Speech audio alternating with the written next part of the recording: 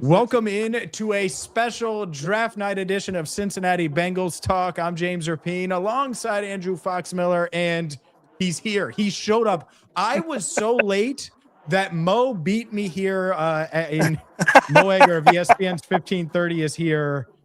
He's getting set to do his broadcast at 8. But Mo, I appreciate you taking some time to jump on. Wouldn't miss it. What's up, fellas? This is a great night. They can't screw it up tonight. Well, yeah.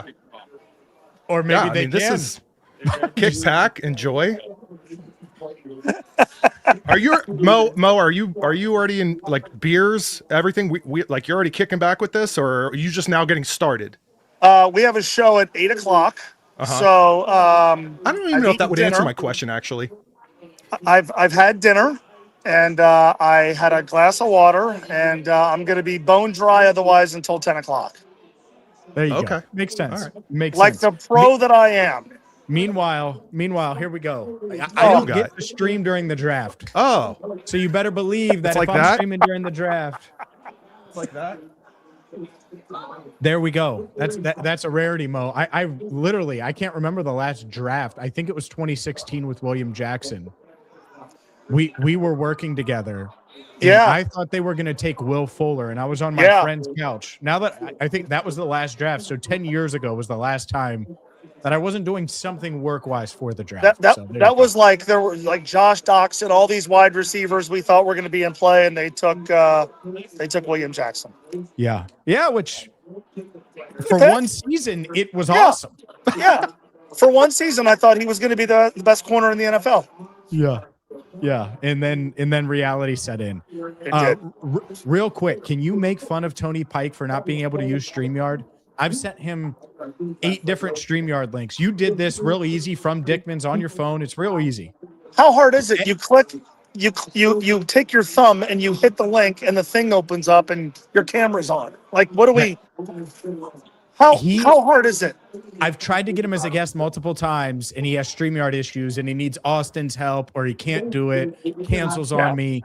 One time I was in for you and had to do ahead of time a conversation with Tony, and guess what? It was during camp. And guess what? He couldn't do it. It was this whole thing because Tony. Someone needs to show him how to work the tech. If it's not done for him, it's not done. That's kind of Tony. yeah. If it's not done for him, it's just not done. I've been used to that now for Tony and I have been working together in some way, shape, or form for more than 10 years. So I'm painfully aware of his, and he's like younger than me, right? Right. Yeah. And like I'm the guy that has to show him how to. It's embarrassing. It's embarrassing. How he played quarterback at a high level is beyond me. A means of communication. Today's means of communication. A couple of extra clicks. I mean, he's in the communication business. Tony. Real quick, Mo, what was your reaction? We talked a little bit about this on your show today on ESPN 1530, but your reaction Saturday night when you find out that Sexy Dexy is coming to Cincinnati in exchange for the 10th pick. Stunned. I said this to you today, and I've said it on our show and a few different forums. Sorry, I'm having a hard time centering my fat face. It's the most jaw-dropping development in the history of the franchise. There's nothing like it, and I remember when they traded up for Kajana Carter, and that was surprising. But like there wasn't decades of history of them not doing stuff like this accumulated then. It was so refreshing and so invigorating. But like I've told this story before. I was at an event at Oak Hills High School on Saturday night, and it was fun to just watch people look at each other like, did you see that? Like, is that real? The Bengals did that? It was awesome. And then, and James, you and I talked about this a little bit today. To see that they did it, and then to see what they got Dexter Lawrence for, it's a combination of bold and savvy that you just don't associate with this franchise. And then when you lump it on top of who they have gotten in free agency, I can complain until the sun sets about them not getting a linebacker, but if you just look at the haul of players they have acquired, on top of what they have on offense, on top of a division that's in transition in two places where you're not used to transition, like there's so much reason for optimism, and they haven't drafted a player yet, but I will always remember Saturday night. It's one of the rare times in my life, and it's the biggest time in my life as a Bengals fan, where they did something and I was completely floored in the most positive possible way. Yeah. Yeah, I agree. You asked me a few days ago, like 1 to 10, and it's 10 to 12, 15, 21. Like, it's just so high of a shock value, and it really changed obviously how tonight feels. Yeah. But it feels like you said they can't screw up. Like, no, they nailed it. Like, you're hoping for a game-changing pick at 10, and they get him for 3 years, 70 million. Like, there's such a value there that makes a ton of sense. And yet I do wonder, and now we can't deny, like, could they trade up? Would they trade up? Would they consider trading up? What would the shock value be there, Mo, for you? If you'd be done with the show, you would have cracked a cold one. It would be 10:30, and suddenly the Bengals are on the clock. They're trading up to get whoever. Nothing will equal the shock value of Saturday, right? Like, once you've been shocked, right? It's like the first time you see a naked actress in a movie when you're a kid, it's shocking. Yeah. Yeah. 4 scenes later, when she's naked again, you might argue still really cool, but not quite as shocking. Like, it maybe not the best or most appropriate analogy, but it's the first one that came to mind, and so we'll go with it. But like, yeah, it's okay. There's no FCC here, Mo. But like, it would be eyebrow raising, and it would be surprising,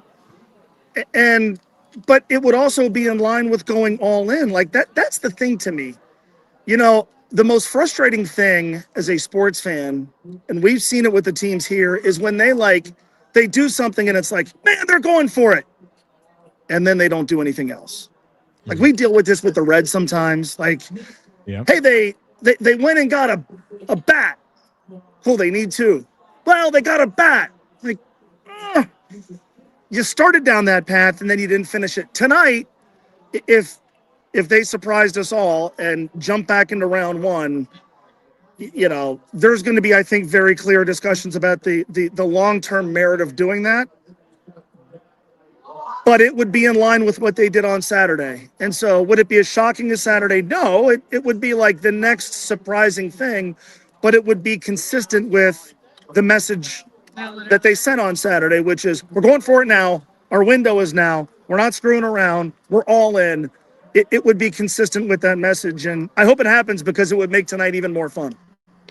Yeah, there's this sort of, I want to call it more of the jaded, cynical side of being a Bengals fan. You know, it rears its head once in a while, right? And when there are moments where they make these moves and your mind immediately goes to, they're going to be hanging this over our heads for a while. This one move, yeah, but we did this. Yeah, but we did that. Duke Tobin, when he was like, Joe Flacco, we signed Joe Flacco midseason. That was a great signing after they had a losing record, right? Yeah. But this is one of those ones where it supersedes that, right? Like, my brain went there because it naturally does, and I go, no, that's okay. They can have that. Like, I'm not going to be mad if they continuously bring this up for the next 5+ years. Okay. Yeah, the one thing I'll say about that is, like, and look, Duke Tobin in the front office, and if GM Joe Burrow made this deal, who the people that made this happen and signed off on it deserve credit for doing it. But they had to do it because of whiffing on Chris Jenkins so far, whiffing on McKinley Jackson so far, TJ Slayton not working out, Sheldon Rankins. Like, they are where they are, not making the playoffs each of the last 3 years. But I think in a position where it's like, you hate to say they had to do this, but in an ideal world, you don't have to do this. In an ideal world, you take the cheap labor of the 10th overall pick, and he plays for you for at least the next 4 or 5 years. But because of just needing to do this, being kind of backed into a corner because of all the other options to date since DJ Reader left, not working, you know, that's the counter to that. Like, yeah, Duke, you did this, but you only did this because you have a kind of a spotty track record when it comes to defensive tackle here in recent years. That does not lessen whatever amount of credit or praise you want to throw at him and ownership for doing this. But you can also acknowledge that they were in a position to do this, and this was a viable option because of the failures that led up to it, specifically at the defensive tackle spot. Mo, I know you got to go. You have your broadcast with Tony Pike, who doesn't know how to StreamYard. Non-Tech Tony is what I'm going to call him from now on, which is a pretty good nickname. Non-Tech Tony. Before, though, I let you go. If they traded up, what is the 1 to 2 players you'd be like, hell yeah, let's go, and you'd be flexing on them and being all excited tonight? Who would make you the most happy? Chris Johnson, because I think they would have the third best corner in the draft, San Diego State. It's interesting, and I think I said this to you today. His over-under on draft position is 32.5, which tells you kind of a tweener, right? Could be first round or could be early second round. I don't know if there's a huge drop-off in corners from him to the other guys, but everything that I have studied, looked at, every person that I have listened to has said third best corner in the draft, could go in the first round. Like that to me would be interesting.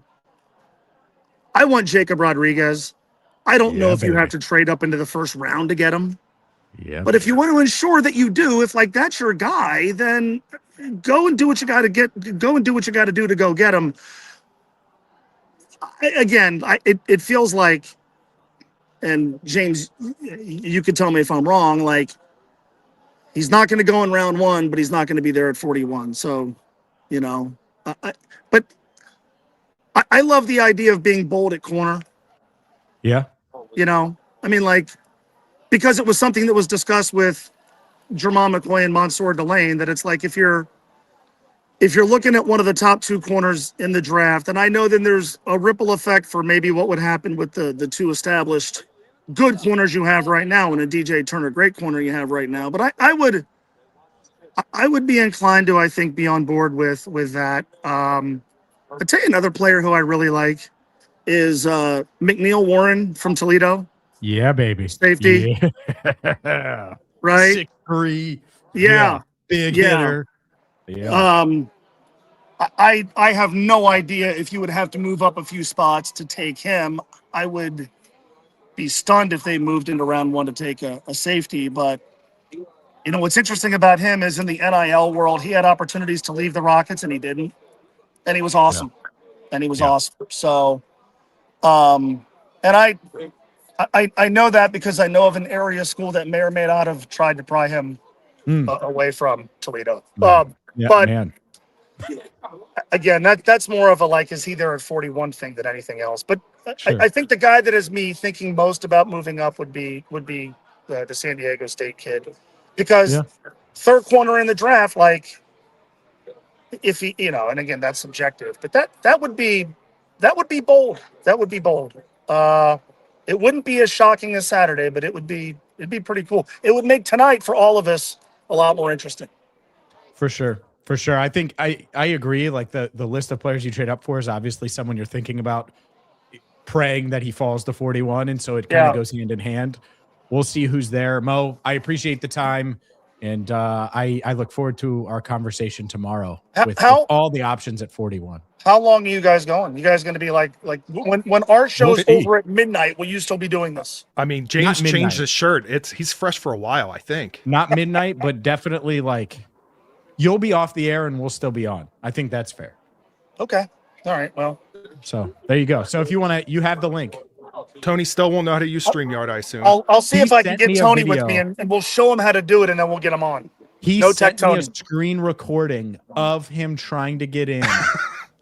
So he knows how to do that, but he can't get into StreamYard. It's the most unbelievable thing ever. Look, non-tech Tony. We're lucky he can plug his headphones in at the radio station, right? I mean, we're lucky he can like find the microphone some days. So you're asking a lot. I'm just telling you. Do you think his headset, he couldn't get his headset to work in the Sugar Bowl and that's why he sucks so bad? Or in the Orange Bowl? Probably. That's probably it. I wish he would have lost his helmet that night. Maybe we would have had a chance. Yeah.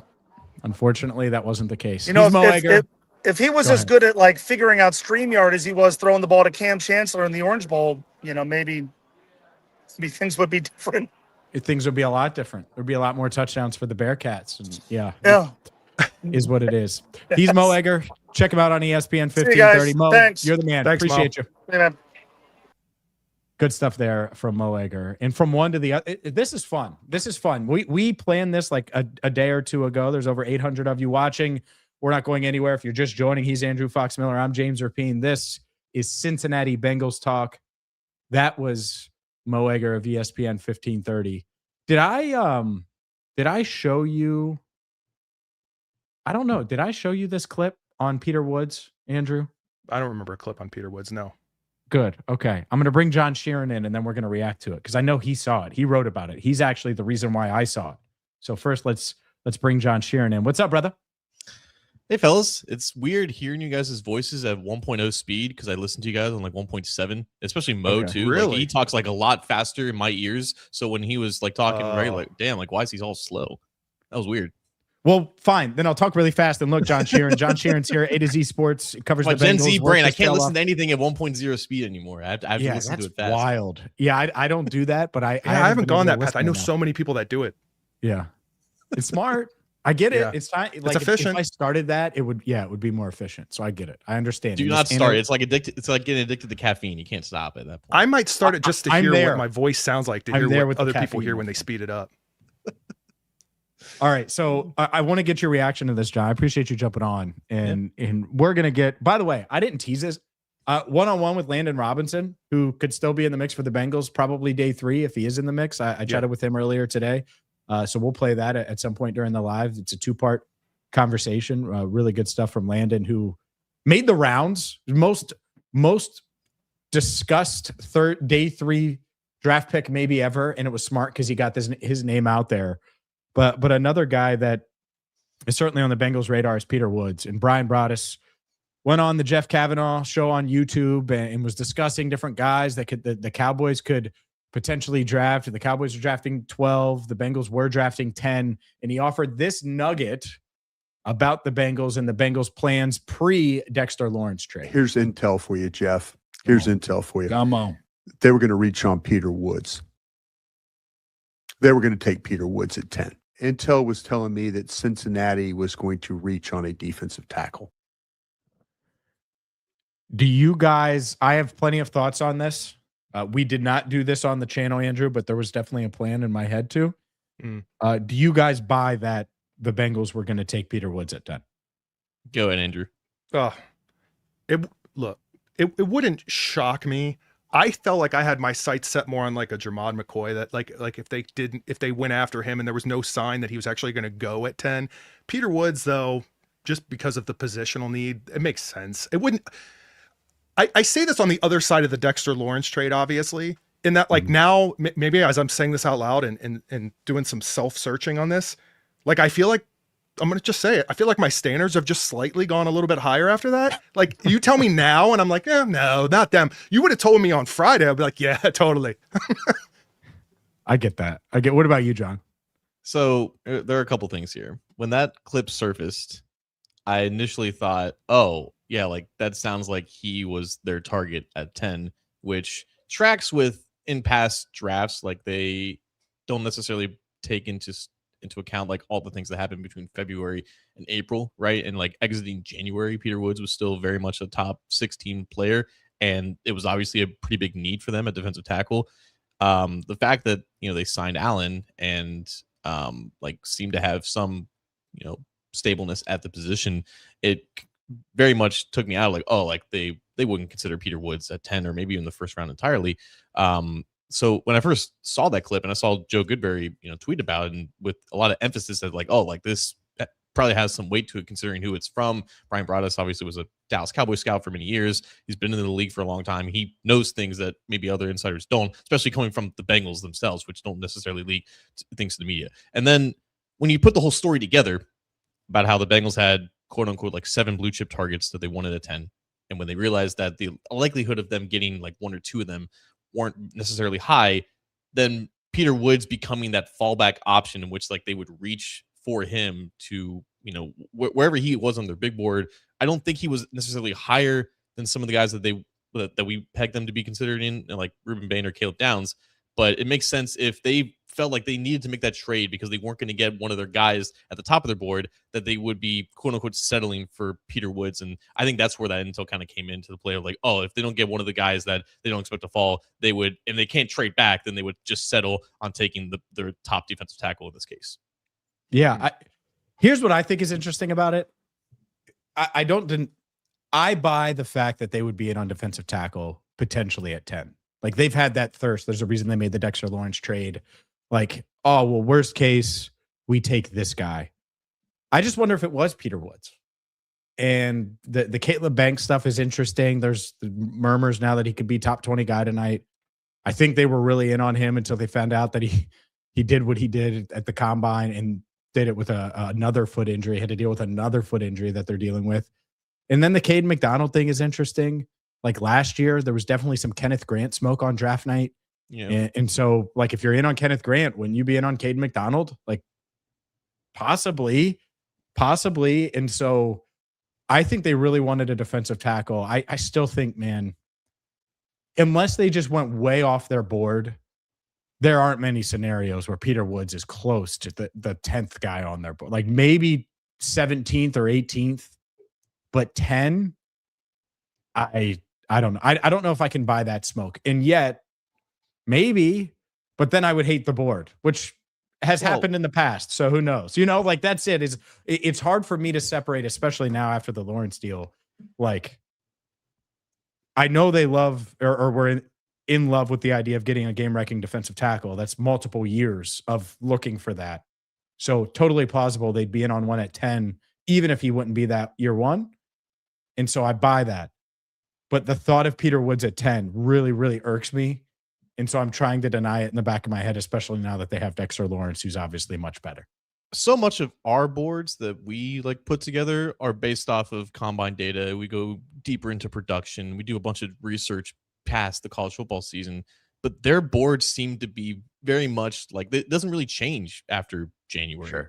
And by then, like I think Peter Woods was still like amongst Bengals fans in the community, like he was an acceptable option at 10th overall. Obviously, again, when you trade for Dexter Lawrence and you sign Jonathan Allen, it changes the equation a lot. And No doubt. Then you talk about like I think Jay called it this week, like a logjam or like a roster, whatever the case may be, at where you just don't know who's actually going to be on the team. So I think in their eyes, like he was still like considered to be worthy of that pick. But again, like what I think how a lot of bad picks are made is because you don't take into account of all the information that you gain from February to March and everything like that. Like they interviewed him at the combine, they were at his pro day, obviously. So there was definite interest. So I think that he was probably like, I think he's probably was the guy, like just because of his pass rushing ability more than a guy like Caden McDonald. And as good as Dexter Lawrence is against the run, like he is legitimately one of the best pass rushing defensive tackles too. So I think that they wanted that sort of juice up the middle there. I wonder if he's there at 41, guys. That's what I was gonna say. Like I could almost see a scenario where he would have fallen had they still been at 10, and everyone would have looked in hindsight. Scenario, yeah, go. But in hindsight, everyone would have looked at it and gone, "Oh, because of whatever information that comes to light, you could have traded back." But I could just envision it in an alternate timeline where they're like, "We tried. We certainly made the calls. It's just we didn't have a trade partner that was interested." You know what I mean? Like, and then they did what they did. Yeah, I mean, what would you have given that trade? Like, if they take Peter Woods at 10, it's probably like a D+. Like, it's a below average grade for me. And so if C is average, and it's probably not average for draft grades, if I just look at it that way, like it's certainly below average. So if B is average, maybe C-. But like, how much is that guy contributing? He's not going to beat out John Allen, BJ Hill, or TJ Slayton. And so he'd be your fourth guy. Like, again, there's so much more risk with Woods now compared to where it was in January, and there was already like a decent amount of risk because you just don't know what happened in Clemson this past year. So, like considering what they did in free agency and where these other holes were, and also like how much a player at a certain position can contribute immediately. Like defensive tackle is one of those positions where like you can't really trust rookies to bring that immediate spark. So all those factors combined, it probably doesn't get more than like a C+, but you would just bank on the upside of who he was as an underclassman and all of that, other praise that he was getting, before, there was just a mediocre workout and there were more questions about his hamstring or whatever injury they was dealing with. It was just a lot of murkiness and just doesn't sit right with a lot of people. Yeah. There would have been a lot of, like, for me, like Jermod McCoy, and I'm saying this not knowing the medicals, hands down, I would feel better for me. And I know the past week has been weird. Let's talk about that a little. What do you, not that you have the answer, because no one really has the answer, I don't think, but you think he falls out of the first round tonight? Because I think he was in play at 10 2 weeks ago. I do. Right. And maybe he still would have been had they still had the 10th pick. Do you buy all the smoke that we're seeing, reading, hearing? I also feel really confident that he was like a prime target for them. Just like all the boxes were checked, the age, the pedigree, the tape, where he was coming from. If he was a 5-star recruit, I would have locked it in with ink, because that's just a trend that they've. Yeah, you're a big 5-star.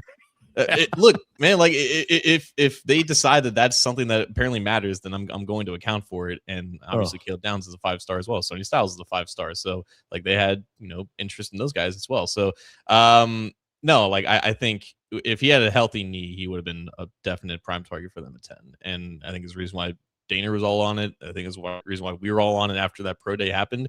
And yeah, like I don't think that they would take him if there was any question that they had with the knee, but we just don't know if they have any questions with him. And I guess we're going to find out how much the question is for the NFL. Yeah, I think so too. I wonder. I would be stunned if he's there at 41 and they don't do it. But if he's there at 41, then the red flags are so gigantic that it causes you to worry. Right. And I think that's such a fun. It is very dramatic. Like I had draft day on when I was doing like final prep like an hour and a half ago. And that would be one of those like, all right, do you do it? Do you not? And it would feel very dramatic, like a movie, going into all of the injury questions that we would have on Saturday when he gets to town. And we're like, hey, Jermod, how healthy do you feel? Were there any questions? When we talk to Zach tomorrow, if they make that pick, how concerned are you about his knee? All of those things. And then is he ready to go? Like there'd just be so many layers to a Jermod McCoy to the Bengals, but he's a freak and probably ahead of almost anyone for 41 from a player standpoint. And I think probably anyone from a player standpoint if he does get there. What is the scenario in which they trade up to 32 or 31 and you don't know who they're picking and they pick him? Like, what's the rush and the change of emotions like for you guys? I mean, like anything, right? Like who's out there, but yeah, I mean, I don't know. Let's think about that for a moment, because if I think about storylines from today, like as this draft goes on, we could say, hey, let's just see where Peter Woods ends up landing if it's in the first round. Jermod McCoy, that's another story. Like, what would be your like top one or two? Like, I know I'm going into this draft, and this is the storyline that I'm the most fascinated by as somebody that is looking through the lens of following or covering the Bengals. I'm tweeting out we're out here. So you got this, John. This is your answer. Like in terms of like how it just goes down and like what is like the most like captivating part of like I need to hear. Yeah, like you're filtering it through and saying, hey, look, like knowing that I don't have a story because presumably the Bengals won't be picking in the first round. What is the thing to follow? And what's like top of your list?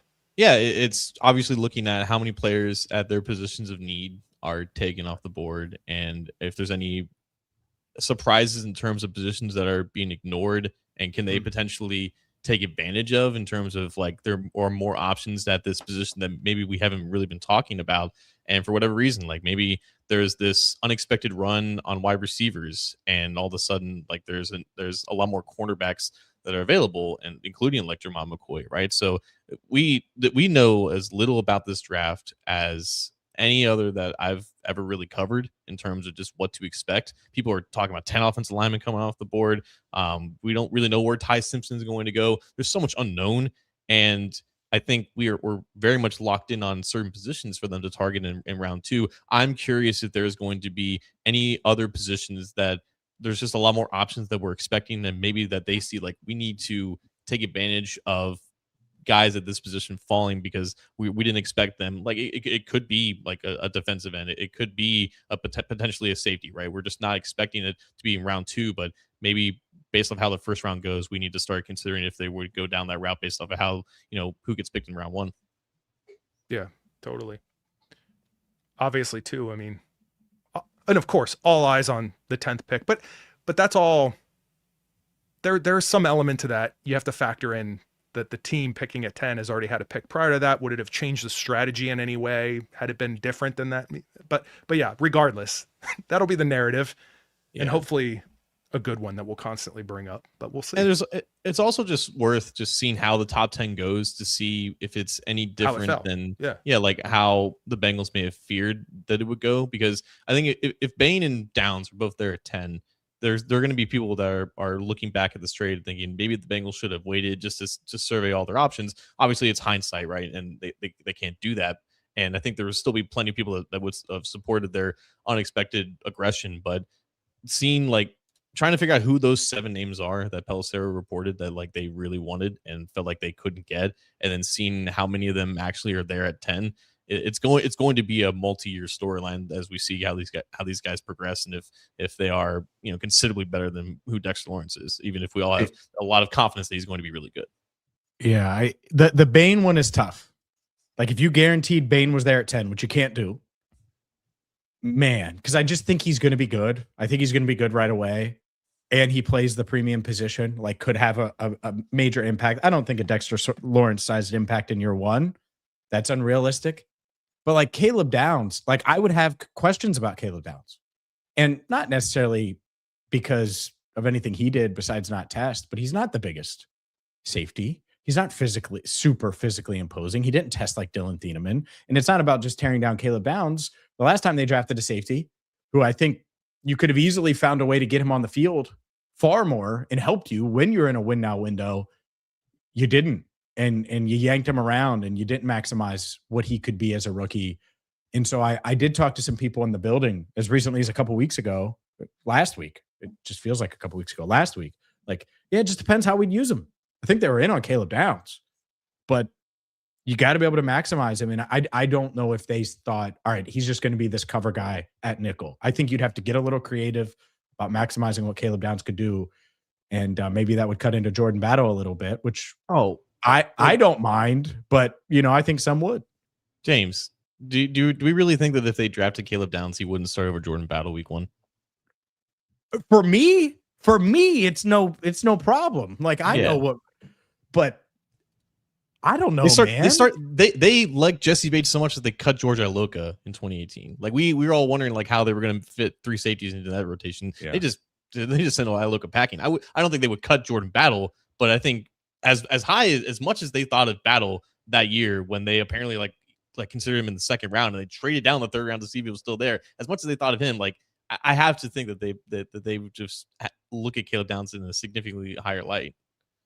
Do you buy all the Golden praising Battle stuff from the count? It was the oddest thing ever. It wasn't just Golden, by the way, but all of the Battle praise. What did you make of that? We haven't talked about this. That's why I'm asking. I didn't look at it a lot different than praising anybody on the roster of which that you can't do anything with. Of course he was going to praise the linebackers and I think the consistency of which Battle's name kept coming up was definitely eye-opening. But I think that they knew that, listen, it's a guarantee that we are letting Geno Stone go and we are going to be aggressive in getting his replacement. Anything beyond that, I think, was very much on the table. And because of the certainty of at least one of those guys, that I think kind of matched the certainty of which they were talking about the other. And even if they draft Caleb Downs, I think they would still find a role for Battle to play so that they would eventually use him and, back up their words. But I still think that if the scenario which they would pick Caleb Downs came up to play, I think by the time week 1 rolls around, they would probably know what to do at safety. I hope, the Battle pre-draft stuff is so funny to me, and I'm not trying to jump on him, but everyone, it was oh, well, that's Von Bell. How they described him. I remember turning to Dan Horton. We both said they think he's the next Von Bell, and it hasn't gone that way. And so, yeah, I think if you take Caleb Downs 10, you start him, and him and Brian Cook are a hell of a fit together. Whether or not they would do that, who knows?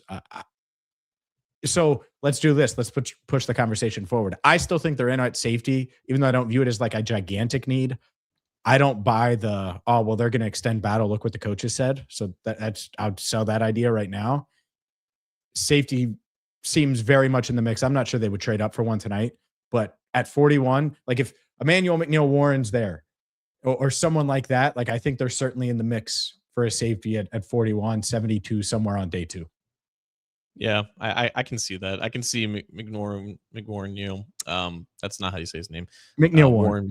McNeil-Warren. Jesus Christ. I can see him being like a top 3 board if he's there at 41, and that's just a situation like, hey, like we like battle, but we're gonna give this guy a chance to play. And again, like he's got 1 year left on this deal. You're already paying a good amount for Brian Cook 2 years after this year, so that is just a classic scenario in which they take a guy and they prepare his, or they get ahead of replacing a starter. And in this case, it would be relatively cheap starter. Like it's not going to cost them a lot if they decided to extend Jordan Battle. But I just don't.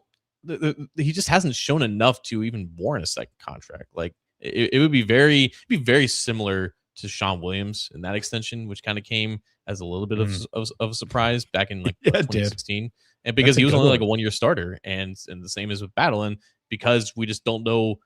I think there's hope and optimism that he looks better with more competence around him, because he was just so around the ball so much, and like just one of the few like true guys that like capitalize on playmaking opportunities, which is probably where a lot of that praise comes into play. But I don't think it makes sense for either side to get an extension now, because you don't know who Battle is going forward for sure. And I think he can also just take this opportunity to just maximize himself in a contract year. Yeah. I mean, that's where I would be. I'd be getting in crazy shape. Like, hey, I'm going to go get 12 to 14 million per year and just be a monster this year versus whatever deal you would get now anyway. Like that's what I'd be thinking in my head. And that's probably a little inflated. Guess what? As a player, that's how you should feel. And so we'll see. Shocker of the draft, Fernando Mendoza went 1, which you can see in the I want to ticker point below. out Jordan Schultz getting cryptic. So we'll see what that means. Oh boy. So wait, hold on, because insiders have been teasing that there is going to be that like a trade is already basically in place for 3rd overall, and I think they're just really getting like closer and closer to that. But who do you guys think is going to be a Jet? I'll say Bailey. Yeah, Reese is the other. With Bailey or Reese, right? Mm-hmm. Give me Bailey. I'm gonna say Reese. Who you got, John? Say I Styles. would go Reese, which means the Jets are going Bailey. Yeah, I would take that's what I was too. thinking. I was like, what would they do? And Yeah, I would take Reese too. Reese is a freak. The Bengals loved Reese. Like, obviously. Why would he had to be number 1 on their board, right? Nah. You don't think so? Oh, you're gonna do that? Act like, what are you doing? Who I mean, Love is up there. But look at me. Look at me. Who do you think it was? I don't think Love is higher than Reese. Of course he is higher than Reese. Yeah. Oh yeah. Number 1. Another guest trying to join here, but I know Austin's having some difficulty, so I was going to give him a second. Elmore. He'll catch up. Bailey, it is. There you go, John. All right. Hey, don't spoil it now. We're not spoiling it. Don't do that. The picks. Thanks for the super chat, but don't spoil us now. Don't do that. The super chat overrode the. You know who number 1 was on the Bengals board. You want me to do it again, John? James already cracked one open. I'm gonna catch up here. Jeremiah Love was number 1 on the Bengals board. Let's go. Come on. My goodness. John. How does that sound at 1.9 speed or whatever? It's even funnier listening to Jake talk really fast, because he's definitely not a fast talker in real life. No, he's not. So when you talk to him in real life, it's like, why are you moving like I've never thought about that. Man, I'm definitely trying that too. Second on my list. Hear what you're hearing, the speed of the sound of my voice, and then Jake, oh man. My one of my favorite things during this, and it's been the past couple of weeks especially, is people asking me to say Jeremiah Love. Like, if they are asking for that? Oh yeah. Oh, they are right there. One more time. No. You do it when he gets announced. Should we bring in Austin? There we go. Yeah, bring in Austin. All right. What up, brother? What's up, vertical? Boys? How we doing? Vertical sideways. There we go. Look at him. He's in a field. In Sydney, Ohio. Look at you. There's cell towers. No, there are cell towers. We're out here at the old sports barn. how it is, boys. I know as a longtime subscriber, listener, all the things. I didn't think I was ever going to get invited on, but this is Really? a big moment for me. My goodness. Oh yeah. A huge moment. It's a big moment for you. You're on 10 to midnight. And so for you to join us before you go live from Dickman's is big time. Appreciate you.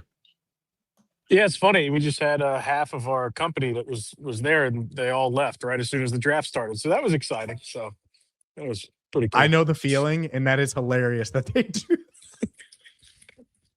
But honestly though, it's a great crowd, and I think they'll be here rocking with us till midnight. So I look forward to it. I love it. Could I someone love in it. that crowd show Tony Pike how to use like technology? Okay, so to his credit, I was trying to help him with it, and I don't know what it wanted him to do. Like I was confused. I had him he needs to download clear his the app cache. and like all the stuff he was. Yeah. Yeah, it's probably what it was. I had not run into that problem that Tony had, so whatever. You've been on, Mo's been on, John's on. I mean, I think we could have David Bailey on. It wouldn't matter. Like, all fine. So I was wondering where Mo disappeared to for a little while, so we figured either that or he got mad over the Knicks and left, but he did eventually return. oh, are the Knicks losing? Last I saw, down 16. Oh my! Were They're down were the, 8 at half. The Knicks. Yeah, okay. Down 8 Okay, at half. so they're rallying. They're all right. Yeah, they're hanging in. What there. up, John? How you doing, man? Yeah, I was gonna say, John. You know Austin. Come on I now. do know Be Austin, friends. man. Are you actually John's in my Sydney, guy. Ohio, though? No, I'm in Fort Wright at the Dickman's Sports Cafe. I was going to say, if you're in Yes. Sydney, get out because there's nothing in there. Although okay, first of all, too far. Second of all, there's 2 people from Sydney here tonight. I saw a girl I went to high school with here randomly, so that's good. But yeah, John and I are going to have a conversation on Sunday morning too. Looking forward to it. It's I gonna be love great. it.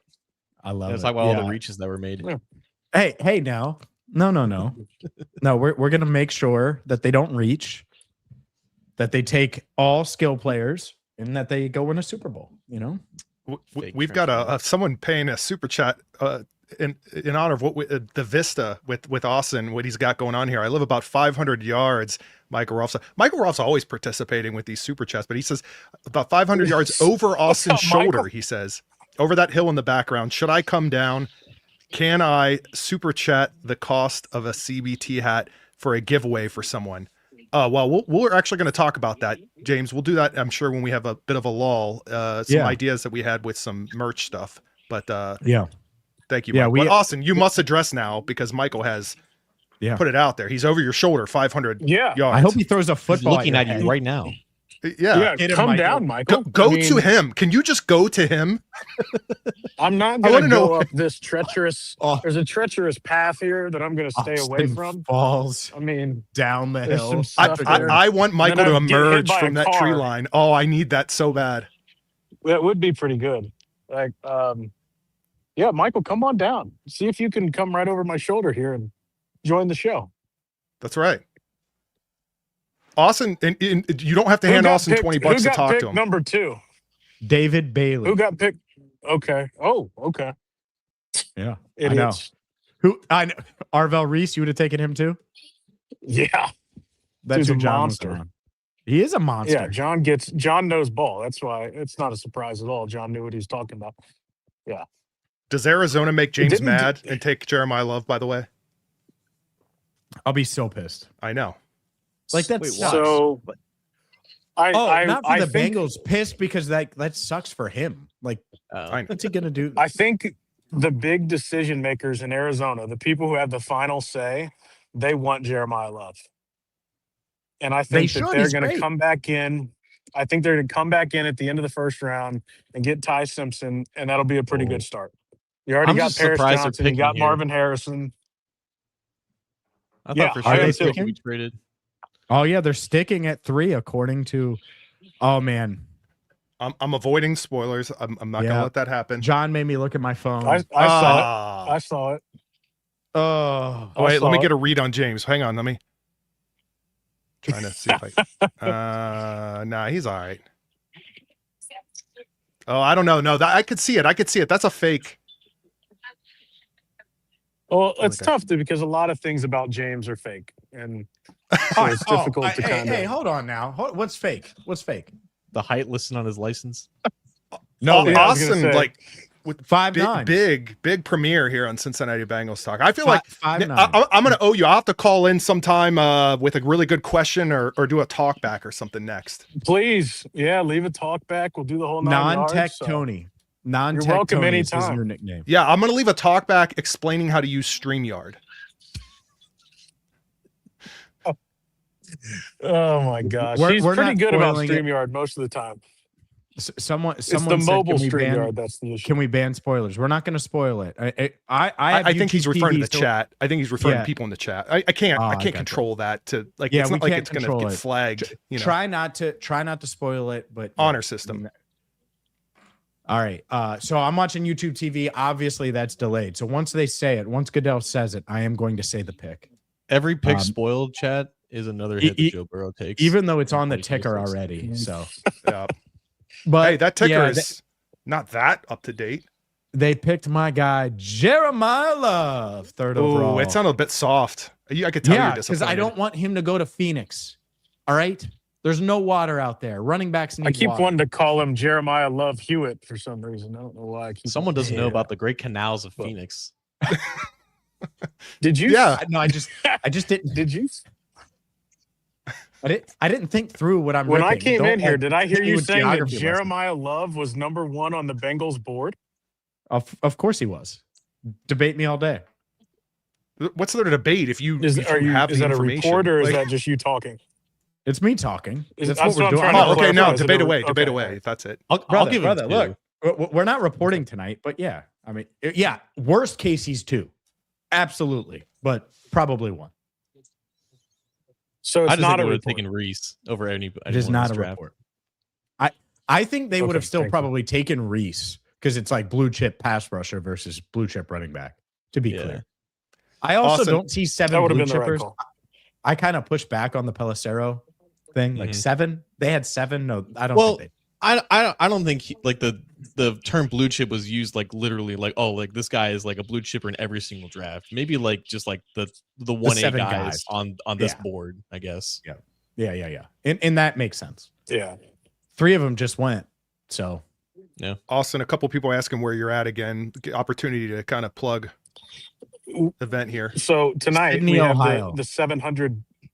No, we at the 700 WLW NFL Draft Show. We were at Dickman's in Fort Wright. The show started at 6. It was Lance and Rocky, and now it's Tony and Mo from 8 to 10, and then from 10 to midnight it'll be myself and the Chickster, James's best friend Chick Ludwig, until midnight on 700 WLW. So I'm out in the parking lot because it's very loud and there's no cell phone service inside there.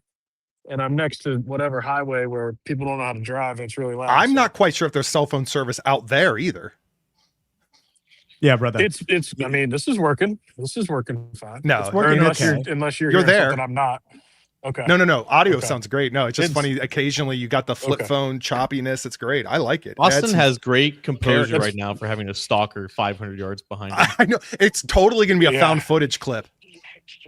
Well, the thing is, John, I pray for the sweet release of death. So if anything were to happen, that wouldn't be the worst. thing Oh in the boy, world. look at the time. I gotta bounce. Do you have to go, John? I do have to go pretty soon. Yeah, I figured you did. Hang for 1 second. I got to get my Yep. second cold one here. You want him to hang? So Uh-oh. you know we were late because we were already a few minutes late to start this, and he's like, oh, like he's about to go. I'm like position ready. He's like, oh, I got to change my shirt real quick. I'm like, that just came to your mind? Like you have to get up and change clothing? Like that? You didn't think about what? he's got to be horrible to work for or with, however you want to describe it. I could With is the way to describe maybe it. that's maybe that's Horrible is going to be a- the topic a of my stretch. call into Cincy 360, Austin. I don't know. The shirt was Yeah. 3 feet away. I brought it down to put it on because it had our logo, and that's what you do. And I was like, oh, I forgot to put the shirt on. So he's making it way worse than it is. It's not like I went upstairs and grabbed a shirt because I had whatever on. Like I was just like, oh no, I want to swap them out. That's all. See, look, you see Austin rocking the brand. You see John, look behind him. He's rocking the brand. That's Miguel. That's nothing to do with my brand. I just love Miguel. I'm talking about the skeleton, brother. The skeleton is your brand. Oh my you do- goodness! I'm a little surprised by this pick. I assume it's Sonny Styles. I'm guessing. Don't say it. But maybe it's Reese. I'm surprised.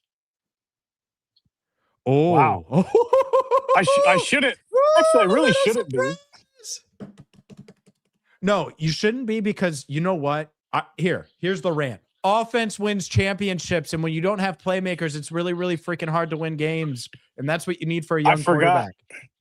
I forgot momentarily who their quarterback was. It makes a lot of sense. It really does. It makes a ton of sense. Yeah, you need to get him something. It's like taking T. Like, obviously it's different, but like taking T. Do you guys remember, last thing, John? I'll ask John specifically, and then I'll get you out of here, brother. I appreciate you coming on. Of course. Do you remember the 2020 draft when people said, don't take Justin Jefferson? He's like Tyler Boyd. They already have Tyler Boyd. Like, that was like a thing. Like, he's a slot only. Yeah. Do you remember that at all? I remember me and Anthony Conzenza on our podcast, we had a debate between Denzel Mims and Justin Jefferson, because obviously Denzel Mims had a lot of hype at that time. I'm like, this shouldn't be close. Like, Justin Jefferson played with Burrow. Like, he's obviously really good. He's faster than just what you would think of a slot. And he wasn't even a slot receiver before Jamar Chase got there. Before he was like he was on the boundary, like, you know, cooking guys and separating, and like it was somewhat productive in an offense before Joe Brady got there. So no, like that was very much ridiculous, that whole thing. Even if I was also someone that believed in Denzel Mims, and I'm glad to be wrong about him versus D. Higgins. Oh, for sure. And the Mims thing was very real. Like, it's fine, but my goodness, like, not liking Justin Jefferson, it never made sense. That's why Mekhi Lemon's going to be underdrafted in this draft. I'll bow after that. He might. A to Z Sports. He's been grinding his tail off covering the Bengals. John, you're the man. Appreciate you, brother. Thanks, fellas. Talk to you soon, Austin. Thanks, See you, John. John. Might talk to me soon, John. You don't know. Oh my Oh, gosh. gosh. Austin just got a lot bigger. Is that Brian Dable? That's Brian Dable's so excited to get Carnell Tate. embarrassing. Brian, Scary. Brian, what stands out about Carnell Tate's game? Why did you want to take him 4th overall to the Titans? Well, first and foremost, I mean, he's an Ohio State Buckeye, and you know, there's a phrase that we like to use in Columbus called "developed here." And I don't know if you've noticed or not, but over the last 10 or 15 years, the first round's been riddled with Ohio State Buckeyes, and they've been really freaking good ones. And so it's pretty simple. If you want to be successful in the National Football League, you pair your quarterback with an Ohio State wide receiver, I'm surprised. or you get an Ohio State quarterback like Joe Burrow. Did you beat up Robert Saleh and stuff him in a locker, or hire someone to do so, to pass on Arvell Reese for Carnell Tate? Because I just don't get it. Well, what I think is most interesting now is, do the Giants take Arvell Reese? That's what I'm wondering too, because I always the thought them as- Browns at 6, son of a dude. Yeah, I thought Downs would go to Giants, and now I'm like, Yeah, because I don't know that the Giants ever thought that Reese would be getting to this point. no. And all of a sudden, that becomes a debate inside that room. And to James's point, the trickle down of whichever one it isn't, the Cleveland Browns might take. And I think their fans who want an offensive lineman and a wide receiver would not balk at either one of those guys. I mean, if Arvell Reese becomes, that sucks. Like, that sucks to deal with. You got Graham. Would you rather Garrett, it be Downs? Yes. Would you rather the Browns have Reese or Styles? Styles. Reese is way better. Yeah, that's what I would go with.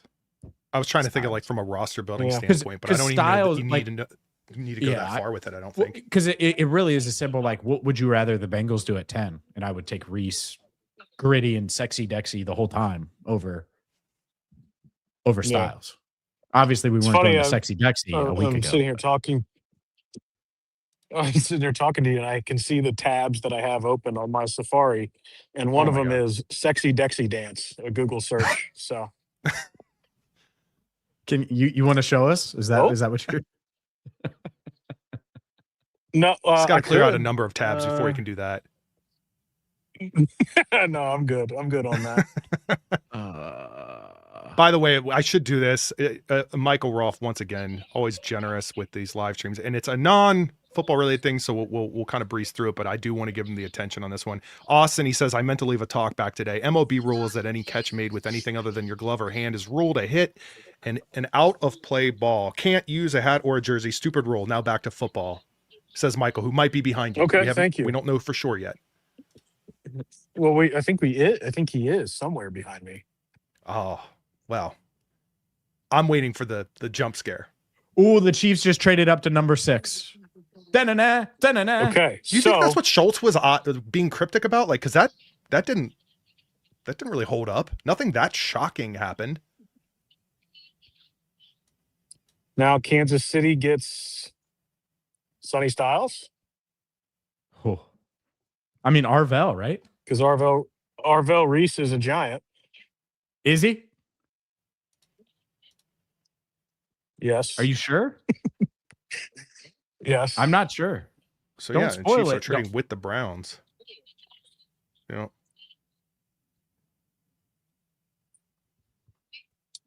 I don't have I- a TV in front of me, so all It's gotta be I see Reese. is the tweets.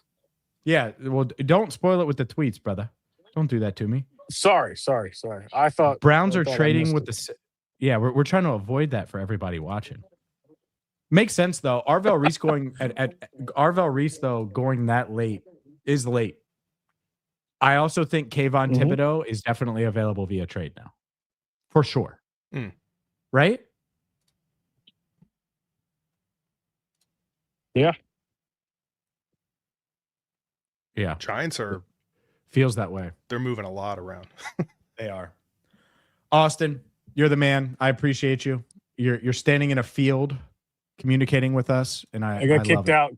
I got kicked out because I spoiled a pick. That's on me. I screwed up. No, I'm not kicking you out. What am I missing here, James? Did he give you a high sign or something?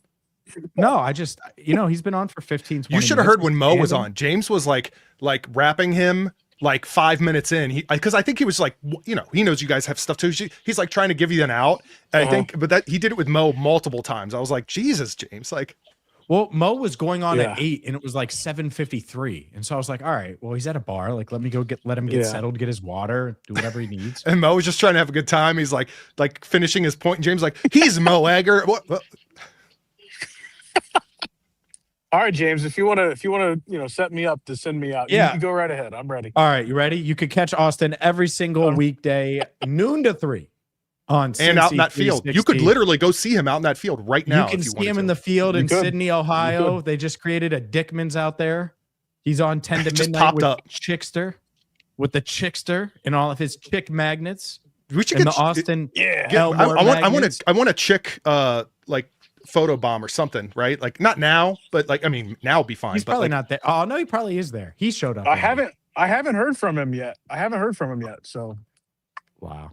he might be in the Wow. Miamisburg war room, as he likes to call it. I like I Chick. believe I that. don't know Chick personally, but I know him through James a bit, and obviously I've listened to him over the years. He reminds me of a character that would He's a be, and I good mean guy. this in the nicest way. He would be a character on Brockmire. Like, Oh, without a doubt, 1000%. Yeah. Chick Ludwig. All right, man. boys. How are but real quick, You want to how's finish the crowd down? You want to How's the crowd where finish you're the at? outro? How's The crowd where is you're at? great. It really is wonderful. There's a bunch of sand volleyball going on. There's people out on the patio. Like it's great. It's and they're jammed in. They're slammed for the draft. Love The it, love Chiefs it. traded. I'm not going to say who they got. No, yeah, we want to know the outcome of this with the Browns, But- right? The Browns get number 9, 74, and 141. So they get a third and a What? late fourth, early fifth. Oh, To go is there from a chance more information comes out? Because I feel like that's a big jump. I mean, like, Well, I'm not, sorry, that's a small jump for a lot. I mean, that's it. I mean, a third and a 5, a 3 and a 5 to move up in the top 10. Yeah. All right, well, Yeah. we'll see who it is, and then we'll decide, I guess. I saw who it was, but I'm not going to say. So Okay, I don't want like hints or anything, obviously, but like based on who you know it is, do you think it was Would worth that? No. Okay. Good on the Browns. No chance. No chance. You don't think it Yeah, was worth a it good either, trade for Austin, them. do you? Yeah. Mm, Stupid no, Browns making not at all. trades. Really good at moving down and adding assets. Is it weird though to think that somehow whatever the outcome of this is, it'll just work out for the Chiefs and not for the Browns? You know what I mean? It's just the way it works. Yeah, it's possible. It's possible. The Browns could have gotten Reuben Bain and it just not work out. I'm trying, brother. I'm trying. Go change your shirt, James. That was All right. so perfect. It was exactly like with Mo. Like just talked about. It was perfect. It was perfect. what does he want me to do? I love it. What does he want me to do? Actually, Austin, stay for 1 minute. Talk to Andrew. Where's he? Is he gonna bring some props my into this or gosh. something? What's he doing? I have a feeling I know what he's gonna do. Something he's gonna like. I don't even want to know. I don't even want to know. Some sort of inside baseball thing, I think.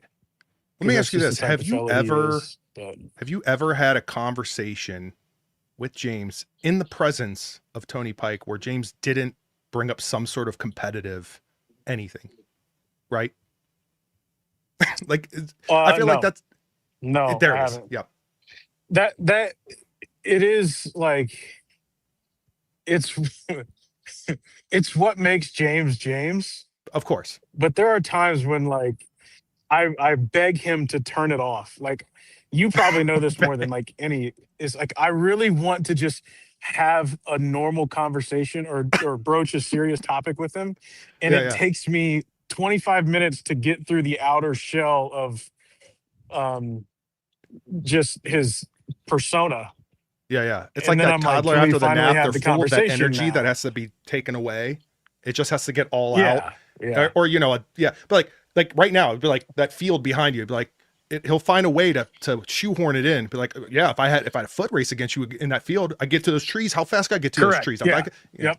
That's exactly right. It's what makes him great. If you pick a tree, there's no chance Tony could get past to that tree and back faster than me. None. All right, boys. It's been a pleasure, man. I really do appreciate you guys. Austin, I appreciate me you. This is on. where I let you go, and it's a clean break. Austin Elmore, ESPN 1530, Cincy 360. Go see You're him the now. man. I love you. Am I allowed to plug my podcast or no? Yeah. Oh, course. I forgot. Audie knows. Go do it. My bad, brother. The ball don't lie podcast. It's a Bengals podcast because we need more of them available wherever you get your podcasts. Ball don't good lie ones. with audio. I know, but you know ball. Yes. That's the whole point. I was teeing you up. You thought I was. Thank you.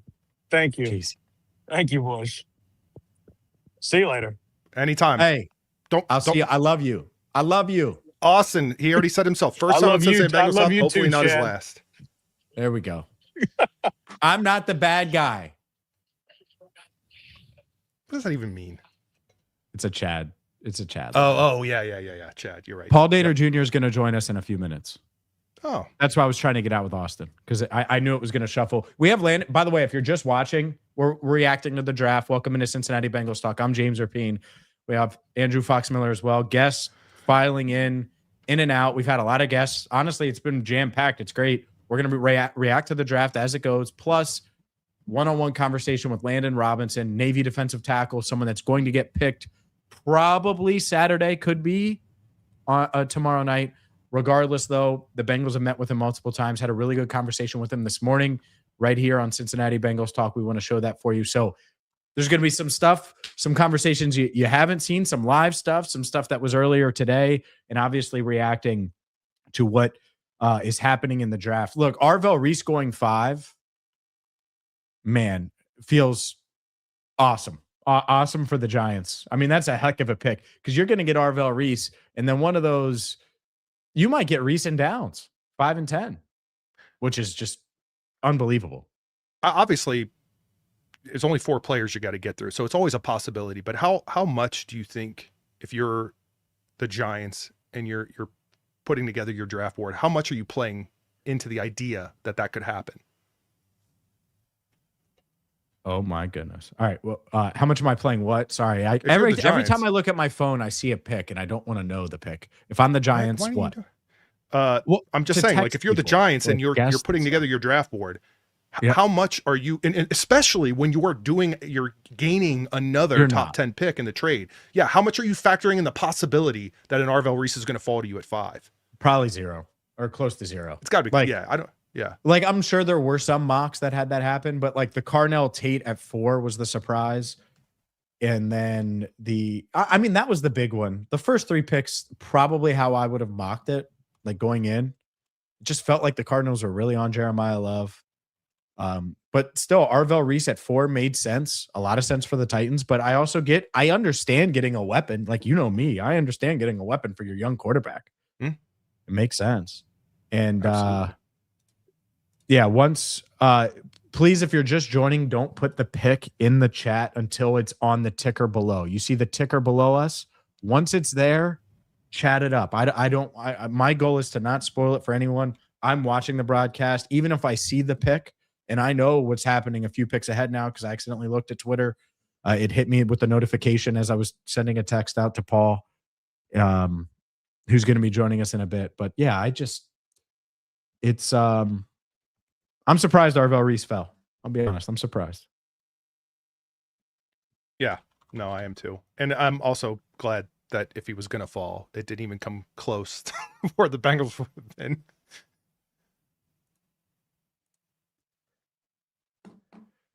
We have Paul Dehner Jr. coming up in just a second. Like I said earlier, Landon Robinson, a one-on-one with him as well. Could go. If he makes it to day 3, I think he's in play for the Bengals. But it's probably 6th, 7th round. They just added, I don't know if you heard it, Andrew, they added Dexter Lawrence. Dexter Lawrence. But real quick, before we bring in Paul Dehner Jr. of The Athletic, Mansour Delane is the pick for the Chiefs. So they send a 3rd rounder and a 5th rounder to the Cleveland Browns plus the 9th pick. So the Browns move from 6 to 9, and they do it to get Delane. Feels like a lot. Feels good, I think, if you're the Browns, to pick up a couple of those assets, because I don't think you're picking Delane. And yeah, it's one of those things that makes sense. But Paul jumped on, had a bad signal, and so he's going to get the Ethernet cable and then jump back on. So he will be joining us in just a bit. But your thoughts on the Chiefs trading up for Mansour Delane? Yeah, I have nothing against Delane. I like Delane. I would have been. It doesn't feel like a trade that you would do to this level as far as giving away the picks that they gave to the Browns for it. I mean, it feels like the opposite of what you would want in your philosophy, James, right? Like, it feels like a move where you're going after a position of need and you're trying to raise the floor, but not necessarily going after like a true difference maker. And I'm not saying he won't be, but the move they made felt as though they're very sure that that's what they're getting. So, and maybe it works out for them. It's the Chiefs. Things tend to work out for them, but I don't know. Yeah, it's a lot. It's a lot. If I'm him, you're giving up all that stuff, and it's why, because you just didn't want to pay the corner that you had. Fine, right. And I like that trade for them, but I don't know. It's just a lot. It's a lot to give up. I had my reservations about Delane at 10 without giving anything else up. Sure. And so that's, it's the Bengals. It's different. They didn't have the exact same need at corner. Like the Chiefs, where they're at corner is like how the Bengals would be if they didn't pay Dax or DJ. Right? And it's just like, we have to get something. So I get it. But it goes back to what were you doing in free agency, guys? Yeah. Let's see. Where's Paul? But I mean, like, I know, not like, why isn't he here? He's at the stadium. Where is he? He's going to be joining us okay. from the stadium. Yeah. I was just curious, like, location-wise, what he was up to. He wanted to make sure his connection was good, and I appreciate him doing that. Arvell Reese going. I'm tweeting a prompt for those joining us. We got over 1,000 in here right now. We're not going anywhere. Landon Robinson coming up in a bit. I keep teasing it because I want to make sure, reset if you're just joining us, so you know that we're going to have a really cool interview coming up. Paul Dehner Jr. will join us momentarily. I'm sending a tweet out of some thoughts and a link so other Bengals fans can find us. So this is the first time that we have done this on Cincinnati Bengals Talk. So excited about it. Will it be the last? Probably not. It I might just be the link beginning. tweeted out just now, and it started playing in my headphones, and it was the most annoying thing in the world. Anyways, will it be the last? I don't know. I don't think so. Nah, I'm going to go ahead and say no, and I'll tell you why. Because even if you're busy with stuff a year from now, 2 years from now, I think we'll have more planning. Things are changing really month to month, day to day with this channel. I don't see a scenario where we can't put something together, even if you're down at Paycor like Paul is. And you could call in like Paul. You'll be a guest, James. Yeah, well, yeah. I part of me thought about just doing that from the stadium tonight and just doing it, just in case anything happened. And I was like, I like my setup at home. Like, this makes sense. Like, it's it's a challenge doing it from the stadium. Quite the gamble, like the Chiefs trading up to get Mansour Delane. It's a big gamble. All right, we have the pick at 7 coming in. The Commanders on the clock, and we'll react to this one coming up in just a second. Arvell Reese going 5th is pressing. I do understand what Titans went with Cardinal Tate. I've had a number of people while we're waiting on Paul, and I know we're waiting for the Commanders selection officially, or I shouldn't say officially, based on the feeds that we have and trying to stay on time with the streams. They're about to announce it. I have a few things queued up. I am reading your comments, everybody. I am reading your questions. I see the supers. I see all of it. It's just we've been on the move since we've started. It feels like it has just gone fast, James. Can you believe it's already been over an hour? It doesn't feel like that because we've just had rotation of people coming, which is awesome to come in here and speak with us. We get Paul up here. Do you want to introduce him? Yeah, he's Paul Dehner Jr. of The Athletic, of the Growler podcast, and he is live at Paycor Stadium with the suit jacket. Oh, my goodness. What you doing? What? Hey. Boom. Oh, You had to work that. That's a I had to sign of work that respect. Big TV. I had to work big TV tonight. You know, big TV. This is it. This is the big TV. Yeah, No, you got dressed up for us. Shout out Charlie Clifford and Channel 5. And he said, "Hey, can we have you on our show?" Whatever. He's like, "Hey, like suit and tie." And I'm like, "Damn, when was the last funeral I was at and the tie came out?" So I had to do some work and get it down, but I felt good. I felt good, nice and clean tonight for you. I don't care if there's no pick. I'm celebrating. It's the day one of the draft. Let's go. Yeah, it is day one of the draft. Sonny Styles of the Commanders at 7. Arvell Reese at 5. Carnell Tate goes ahead of both of them at 4. Thoughts? Dan Quinn's a happy man, right? Yes. I mean, they've done so much on defense. I mean, they've added 1 million picks. They now get Sonny Styles to drop into their lap, which they probably didn't think was going to happen for a long time. And you're sitting there and they're starting to go now, right? These defensive guys, I feel like this was what the Bengals were foreseeing. Maybe Tate was a surprise in how early he went, but the demand for the few defensive blue chip prospects was going to be real. It was going to be aggressive at this point. And they knew that they were probably going to be staring at a name that they were uncomfortable with. And that's the way it's kind of played out these last few picks, especially, look at the Chiefs. I mean, they knew there was no way in hell Delane was getting to them. If they're aggressively going up to 6 to make sure they got the corner, they knew that was off the board for them. Yeah. Yeah. I wonder, the Saints pick is in now, and I haven't seen it. We're trying to avoid spoilers for the chat, but like, I could totally see them going downs. And I don't know if they'd be in on Bain, but would the Browns do Bain? Like, I don't know what, or maybe they do an offensive tackle. I think the Browns were like, we're taking a tackle, right? Like they need their line, but they could move back and get any one of the tackles that they want, and they know it. So they land another 3 and a 5 in a draft where that's great. It's a great move by Andrew Berry there, actually, to move back and kind of have that plotted to do that. And they'll get the same guy that they probably were going to take at 6. I wouldn't be surprised if they move back again. I wouldn't be surprised if the Cowboys come up to 9 to get in front of the Giants for like Downs or somebody, and the Browns just keep moving back knowing they're going to get the same guy. Like, that's what I would do in this draft. What was your what like, I know you kind of commented on it, Paul, but seeing what the Chiefs gave up to get their guy into Lane, like, if you were in charge of things, would you have done that? I mean, look what they lost. I mean, they lost their corners. I mean, the Chiefs needed a corner, and they knew it. They knew there was one guy. And if you think that one of the two teams in front of you was going to take that guy, Delane, who just played right in the backyard of the Saints, or a Commanders team that's loading up on defense, if you think that either of those two teams was going to take your guy and he's the one guy. I mean, they were feeling the pressure at 9 and the Bengals were feeling at 10. And so they're like, one guy, we got to get that guy. We lost our whole secondary. We're counting on adding a real dude there. Got to do it. And so I think it's the theme of the week here is understanding how short this draft is in the top 10. If you have a chance to get any of the dudes, you get the dudes. If you can't, find a dude somewhere else. Let me ask you this, Paul, and there's spoilers out there. I don't want to, but let's just say in the scenario that Ruben Bain Jr.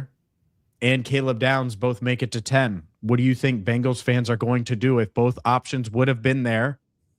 And maybe they wouldn't have. Obviously, the Bengals, everyone would have known they'd be in on one of them. So who knows what actually the ripple effect happens, the butterfly effect, all of those things. But with those two potentially there, if that scenario played out, and let's say the Browns do go tackle and the Saints go with whatever, what do you think the reaction is going to be? I mean, everyone's going to be tracking Caleb Downs' career. I mean, that's the one. It's the one that everybody wanted. It's the one that everybody saw as, okay, this is the dream pick. You actually did. But let me ask you this.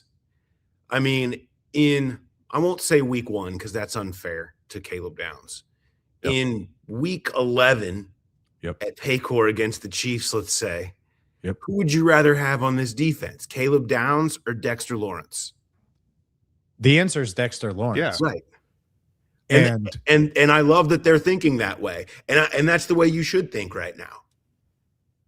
yeah, it's the way you should think because they haven't had anyone, including Trey, where defense or opposing offenses had to be like, man, what the hell are we going to do? What are we going to do to stop this guy or prevent this guy or do any, like no one on their defense has made them lose any sleep. Every offense has been like, oh, we'll just run our stuff. Like if Zach and Joe had to prepare for their defense the past couple of years, they'd be like, oh, we'll do whatever we want. Mm-hmm.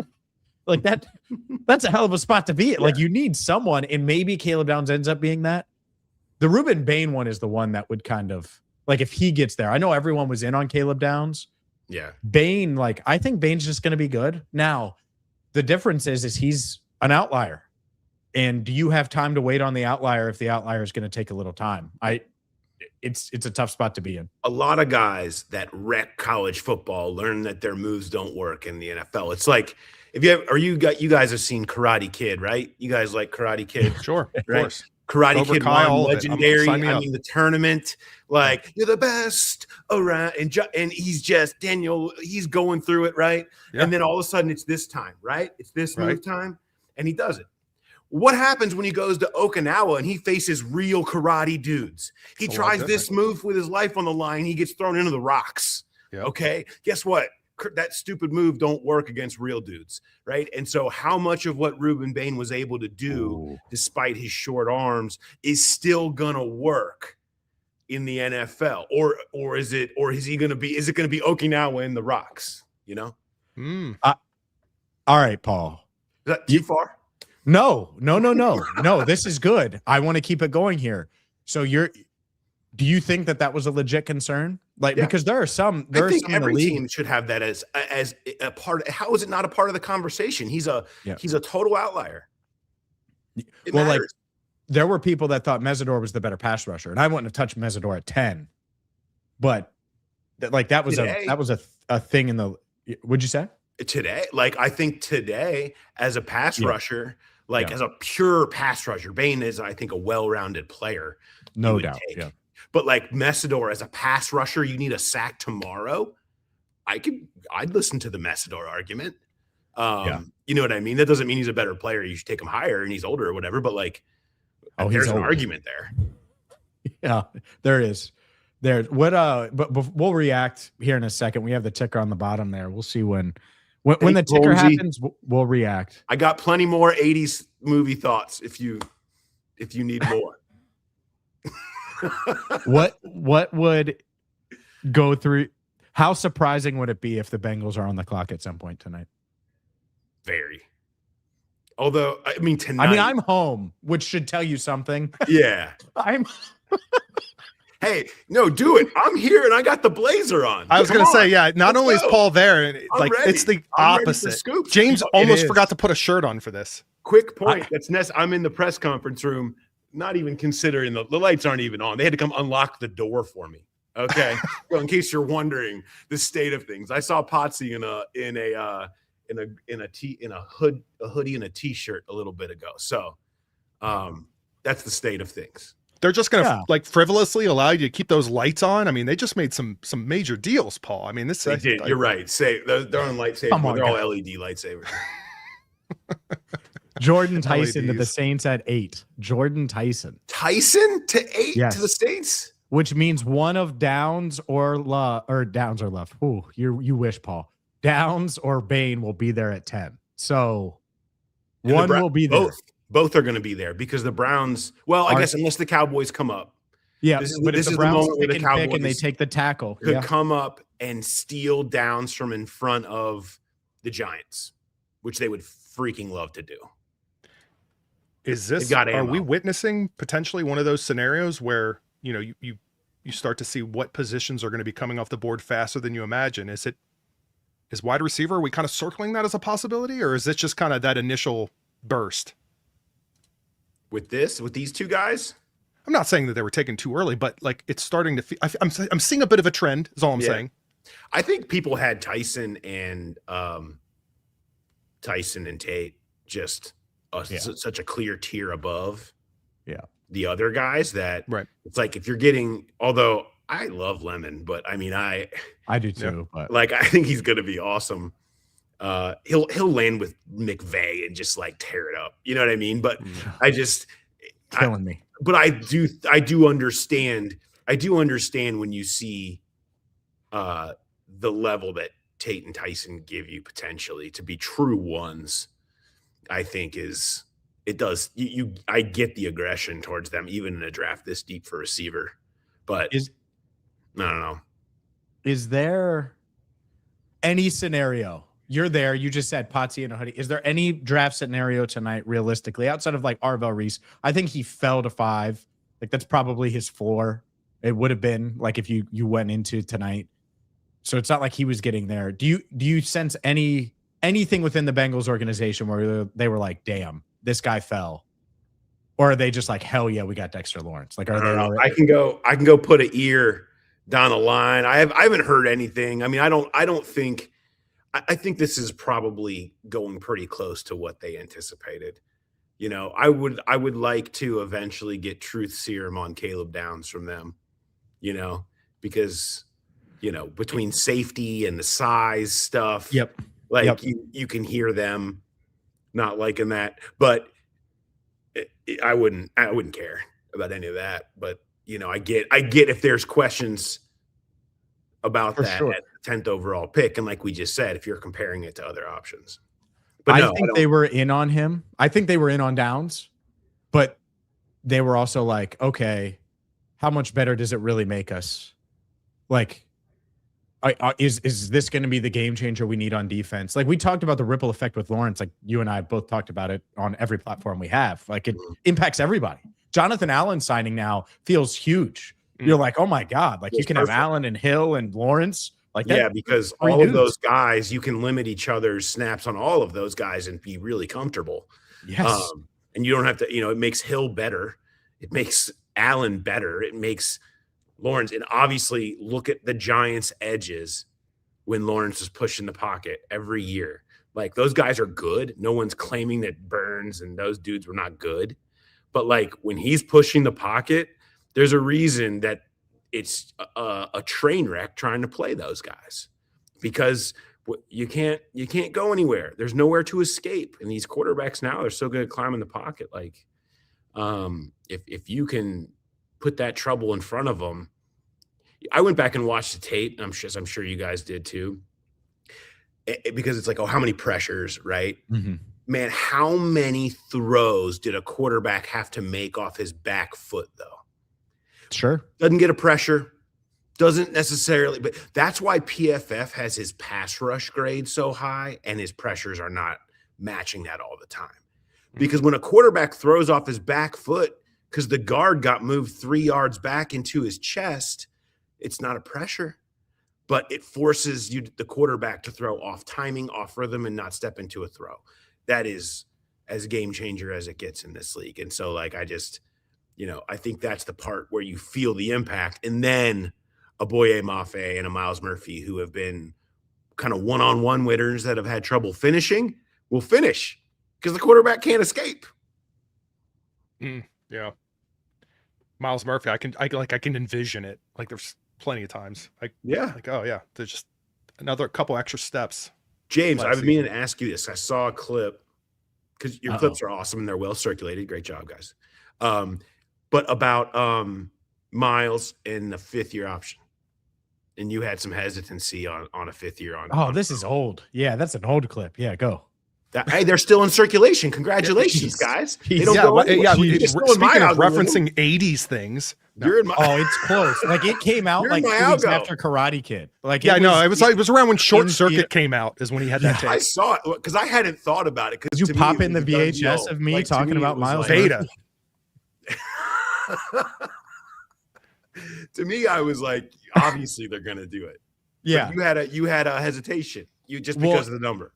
It just this is pre-free agent. I mean, this might have been pre-combine. I don't know. It just felt like I a lot. I gotta reset my phone. My algo is broken. It just sounded like it sounds like a lot. Doesn't it sound like a lot? And then you look at what edges make, and it's like, okay, well, that's just what edges make. It just sounds like a lot.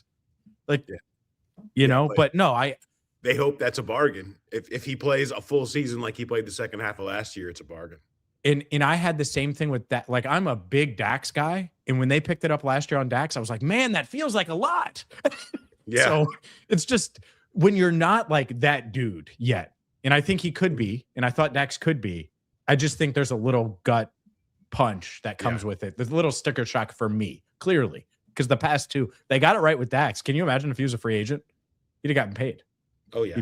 You'd be where are we at in the draft? Anybody 2 things quickly. Spencer Fano, the Browns drafted him at pick 9.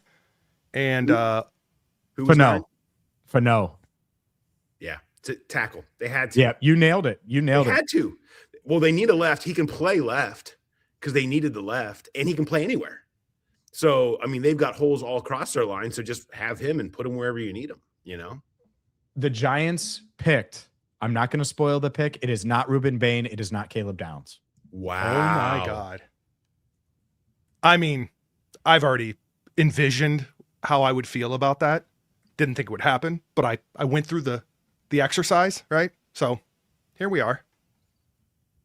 I mean, it was Downs. So the conversation about 10 then, it was about how did they really feel about Caleb Downs? Because they had to have a pretty good feel that he'd make it to him.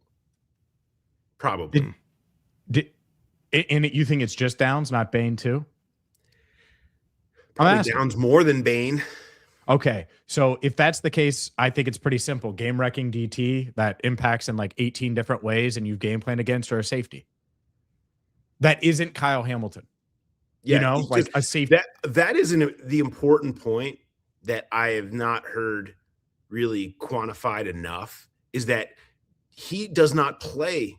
He is not Kyle Hamilton. He's not physically like Kyle Hamilton. Kyle Hamilton has got this insane wingspan. He can he does all this stuff.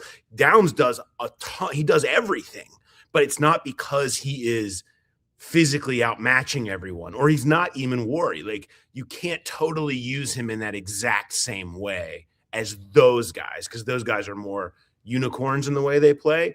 Downs just does everything so well because he's so instinctual, but it's not necessarily in the way that Kyle Hamilton gets used. Makes it a little different. Hamilton's a freak, man. It's already showing pick 10, Maui Noah. Yeah. And they go line. And that's what's Dallas traded up to 11.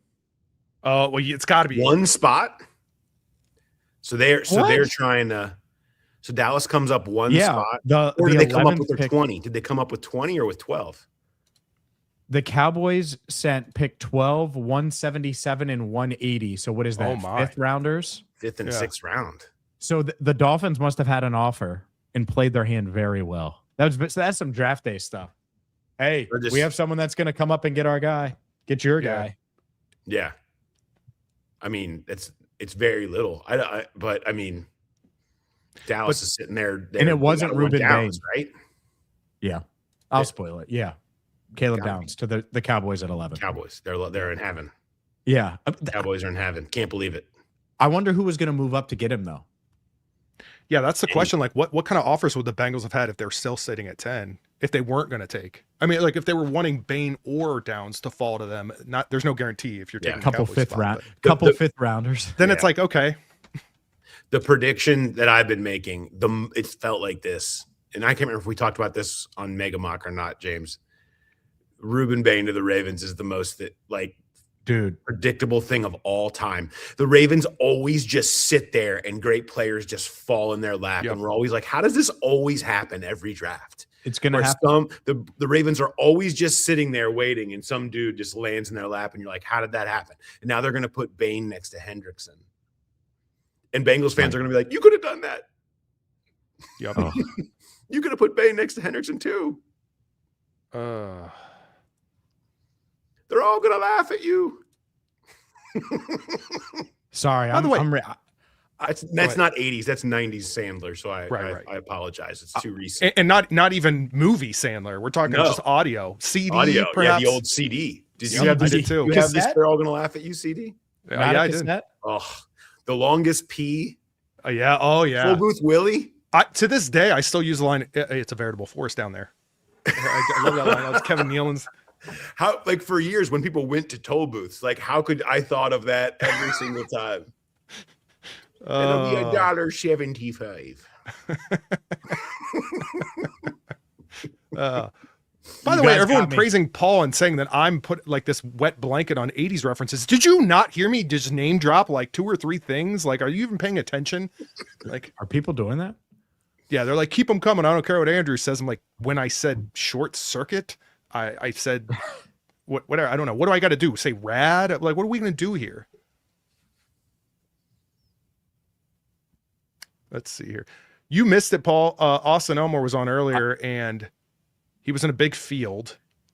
And He's in a big field in Sydney, Ohio. What do you mean he was in a field? He wasn't in Sydney, Ohio. No, he was outside of Dickman's. And Yeah, but when he started it on his phone, it was just like nothing but like a big open field and some tree line behind him. And one of the viewers commented, was like, I'm like 500 yards right over your shoulder. I live there. I was like, so we were just like rooting for this this introduction to occur. I wanted to see him emerge from the tree line, and then approach him, and it would have been like found footage. It was just choppy, and I wanted it so bad. Are you getting more sneak peeks, James? What we got?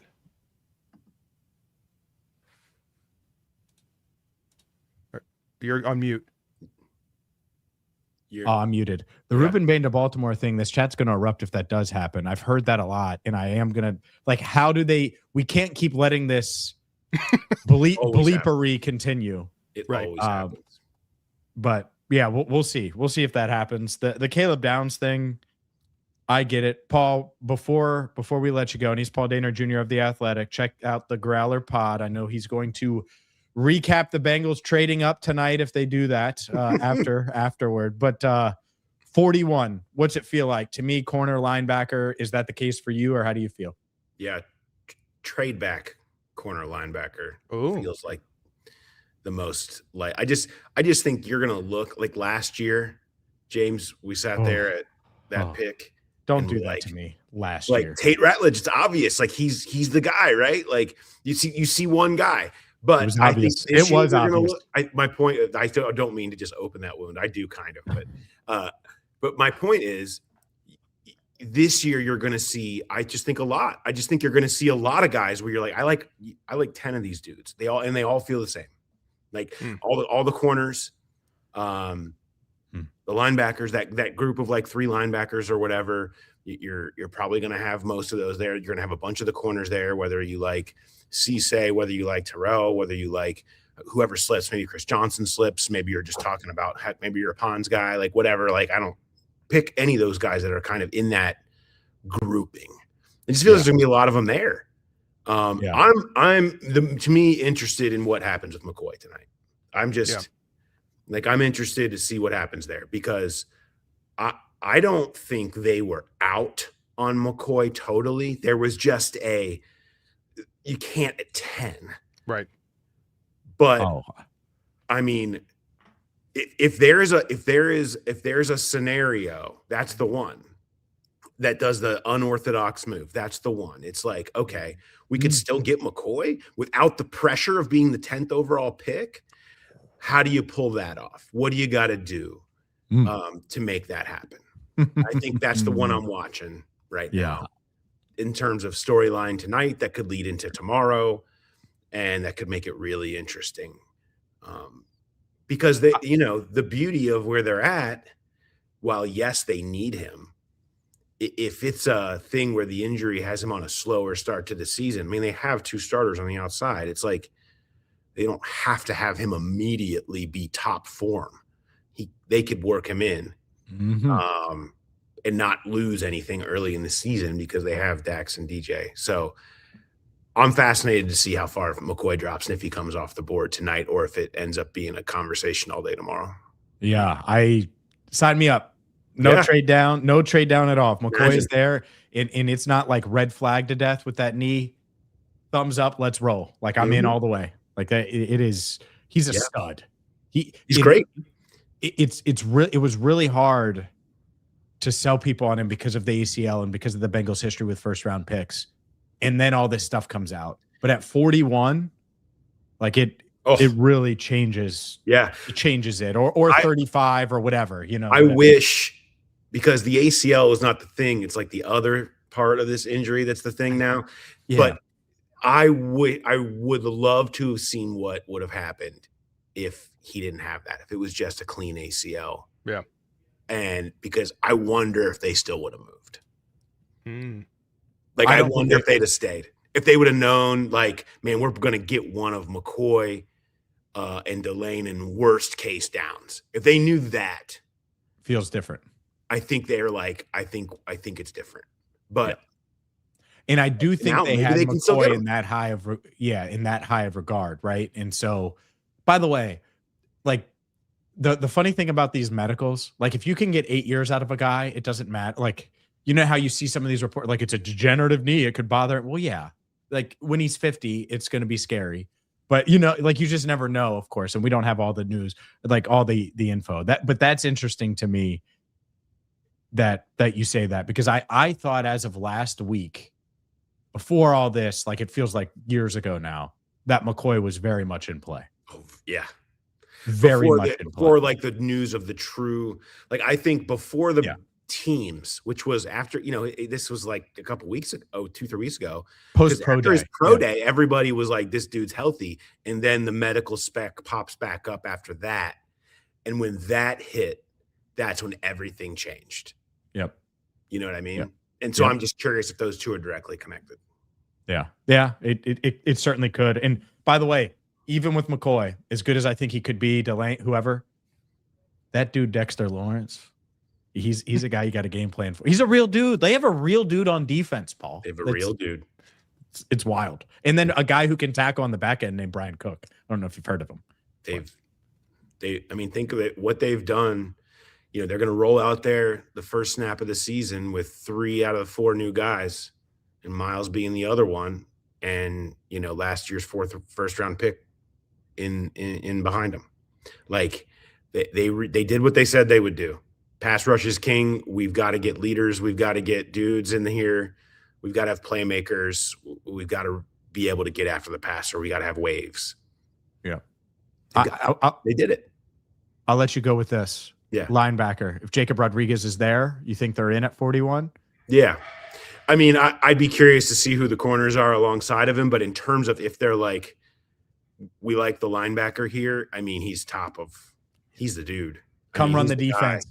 He makes so much sense. I keep saying this. It's like you could the 11 turnovers, like the instincts, all of that is kind of quantifying one thing to me. He is a intelligent football player and playmaker. And they just don't have enough of those dudes. Like dudes that look smart on the football field, like they are anticipating what's going on. The fact that you could bring that in, I just think his transition would be faster than you saw with Knight and Carter. And not that they're not intelligent football players, but just like that's the top of his skill set, and it allows him to make plays. I mean, what else do you need other than the production he had last year? Legendary stuff in terms of linebackers in college football. So, yeah, I think we'll hear his name tonight, maybe. Yeah, I think we will too, which would be a bummer, but that would fix it. Last thing, now that I think about it, with Sonny Styles, I wonder if Bobby Wagner becomes a real option Monday, Tuesday, because Sonny Styles is in Washington now. Like, they're not going to bring Wagner back now. Like, it doesn't make sense, right? We'll have to dig around into what their finances are going to look like here. If they want to do more, they're going to have to figure out ways to do more, because Wagner's number is not going to come down from what he's been asking. Like, so we're talking about the bow on a legendary career here. He's not going to just do it for cheap. No. So like, but I think there's a lot of guys that we'll be talking about relooking at free agents that are available at least one position, just by the nature of they can't fill everything this weekend. So whether it's a tackle, whether it's a linebacker, whether it's another corner, there's some guys out there that you could plug in as a temporary Band-Aid if you don't draft somebody. Caden Proctor to the Dolphins. So the offensive line run really happening now. You have 3 offensive linemen in the top 12. They always go earlier than you think. 2 receivers, like, shocker, there's so much talk. Is it going to be all defense in the top 10? Like, no, there'll be somebody. Dude, are the Rams going to they wouldn't put Bain next to Verse and those dudes, would they? Oh my God. I would. Oh, do it. Gross. Do it. The only, here's my issue with Lemon to the Rams. They've been so good at being like round 2, round 3, round 4. Like, here's this web outside of Tutu Atwell. Like, they found Cup in day 2. Yeah. You get Puka. I also get, hey, just get your dude. Like, Lemon knows the area. Bring him in. Mm-hmm. Yeah, I like Lemon there, but I mean, who knows? It's hard to know that. It's not like they have had a lot of first-round picks we can judge off of. So for sure. Yeah. Paul, you're the man. Make sure you check him out in The Athletic, the Growler podcast. I know you'll do a post-round 1 and have the draft covered all weekend long. I'll see you tomorrow, my friend. I appreciate it. You better wear that suit for James tomorrow. Oh, no, this is a one night only situation. No. The round 2 thing is being in the same room as me and seeing if they draft a 25-year-old. If they do that tomorrow, I will not wait. Paul knows how it goes. First thing once they announce the pick is going to be, we got to announce his age for James. Yeah. No 25-year-olds allowed. Oh, Paul Dehner Jr. Paul, you're the man. I appreciate you, brother. Later, guys. We'll see you. Thanks, Paul. Good stuff from Paul Dehner Jr. And he stayed much longer than I thought he would, and he's still listening to me, so I'll keep saying nice things about him. But no, that was a lot of fun. All right, we're gonna stay. This is what we're gonna do. We're gonna stay for the Ravens pick. Yeah. And react to it. And then you're gonna hear my part 1 of my one-on-one conversation with Landon Robinson. And it's like 7-8 minutes just to give us a little intermission. Well, intermission in this way, we can, oh man, the Rams are about to shock the world. Oh. So it's not Bain then? Yeah, it's not Bain. The Rams did not pick Bain, which means he's there. He's there for the Ravens. We'll see if they take him. No, I'm not a Knight hater at all. It was a bad pick at that time. I actually like Demetrius as a person. I think he has some upside. I think he can. He was put in a bad situation. Hey, you're going to be overdrafted. You're going to have to go to a place and you're going to have to start right away. And you probably shouldn't do any of those things year 1. With a new defensive coordinator that has to get no established. doubt. Like, there was just a lot there. And the guy we're going to pair you with in Logan Wilson is going to retire at the end of the year. And we don't know it at this point. Like, there was just a lot there. That's all. That's all. But no, I'm not a Knight. Like, this idea that you're a hater, like, no, we spend months working on this process of who to draft, who to pay attention to, who to take. I can't be like, oh, well, now it's a good pick because the Bengals made it. Like, no, that's not how it is. Like, there's no scenario where I would have taken Demetrius 49th overall. I think it was 49th overall last year. Like, none. That being said, do I think that he can get better this year? Sure. Do I believe in him as a human being? Yeah. But like, he's put in a tough situation. So just, I hate the hater thing because it's not a hater thing. That's not it at all. If the Bengals would have taken, I don't know, Keldrick Falk at 10, would I be like, oh, hell yeah, like Keldrick Falk at 10? No, like, I wouldn't. Demetrius Knight, had they taken him in the 3rd round last year, not the 2nd round, it would have felt different. And that's part of the draft. That's why we do what we do. So, yeah. One says, I'd be more worried about Dylan Thieneman going to the Ravens than Bain. I get that. They just took Malachi Starks last year. So there's not really a scenario where I foresee that being the pick. And yeah, we will see. Yeah, that's all I'm saying. It's just not good value in the 2nd round. That's it. Not being a hater. Not being I don't know a hater at all. Shocking's probably not the right word. I wouldn't go that strong, but who's the biggest faller so far? It's got to be Bain at this point, right? Last man standing as far as who you thought maybe would have been off the board by now. Not saying I'm surprised, but like as far as what the general consensus was, it's Bain's kind of one currently. Bain does feel like the biggest faller. Here's the issue is all of the stuff that I envisioned at Paycor Stadium, the Bane Dark Knight Rises references, the crazy face mask, the villain approach, that fits Baltimore so well. Yeah. Like Roquan Smith did this after Ray Lewis. Like it was Ray Lewis and then Ray Lewis retires and then they luck into Roquan Smith and he's done that. And now he's past his prime and not the same guy, but he was really good there for a few years and he kind of embraced that. Like Bane just becomes that next dude and I would hate it. I would hate that because they literally, have you been to M&T Bank Stadium in Baltimore? I haven't, no. Okay, so like, oh no, I have. I take that back. Sorry, yeah, I have. I thought so. Like especially Once, at night yeah, games, it's been years. they do night games really, really well. Where it like pitch black, Mine and then it's pagan, like but yeah. the Raven Nevermore. Like they really embrace and lean into it, and it's like a great atmosphere.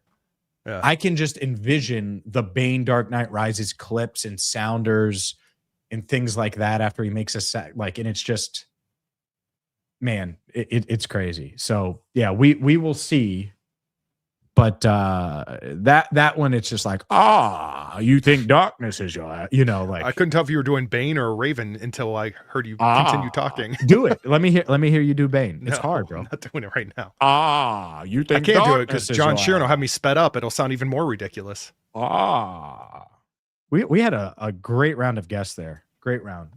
Nonstop. More There were so probably many things I coming. wanted to get to when I thought we'd have downtime and we just never really had it, which I'm not complaining about. And we still will. We'll still get Yeah. to it. We'll probably have some other guests coming up in a bit. I want to get to this Ravens pick. It's coming soon. The Rams pick is in. I know who they picked. I'm not going to spoil it. But once we get to the Ravens pick, we will do that. Then we're going to get to our interview with with Landon Robinson, excuse me. They're coming back now. I wasn't sure how long the commercial would be, so I wanted to make sure that we did that. But yeah, I mean, it's an interesting draft so far. Nothing too crazy. I thought more offense was going to go in the top 10 to 12 than we thought, and that's certainly the chance. I've seen a couple of people. I know we're waiting for the pick to come in for the Raven. Or I'm sorry, The Rams but did not take Lemon, for those wondering. I'll spoil that. I'll say that. They did not take Lemon. I've seen the chats and I appreciate everyone. It's just we've just had a rolling list of guests that have just been coming in, which is great. But I just haven't had a moment. But I've seen it. DeMarcus brought this up a few times ahead of day two. How would you grade us of now in terms of the off season? He actually sent in two different ones. I saw you for sure, and I had you marked, but I just had. I appreciate you, brother. Probably a BB plus. That Lawrence trade is big, man. It changes so much. I'd say at least B plus. I mean, there's still some. It obviously not perfect. I don't expect it to be. I do think. I still think linebacker was overlooked a little. Veteran help at the very least, but there's still time for that. So, but current state, I'd say for at least B plus. Lawrence, for sure, catapulted it, and there it is. No, don't. Oh yeah, Ty Simpson to the Rams. There you go. What? Man. No, I mean, good for him.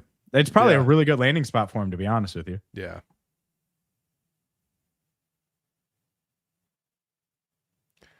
Yeah, I don't know. I don't know that by the way, Jeremiah, thank you. I actually just sent you a thank you video for buying our rocks class, I believe, or maybe you're in my queue. But anyway, he says still happy about our trade, but this does hurt a bit.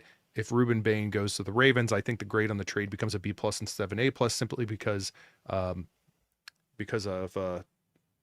Trey. I think the Trey going to the Ravens. I think he's at his point. I don't know. I'm not gonna. I think, and maybe this is just an overall philosophy on my part. I don't know that I would grade in this instance.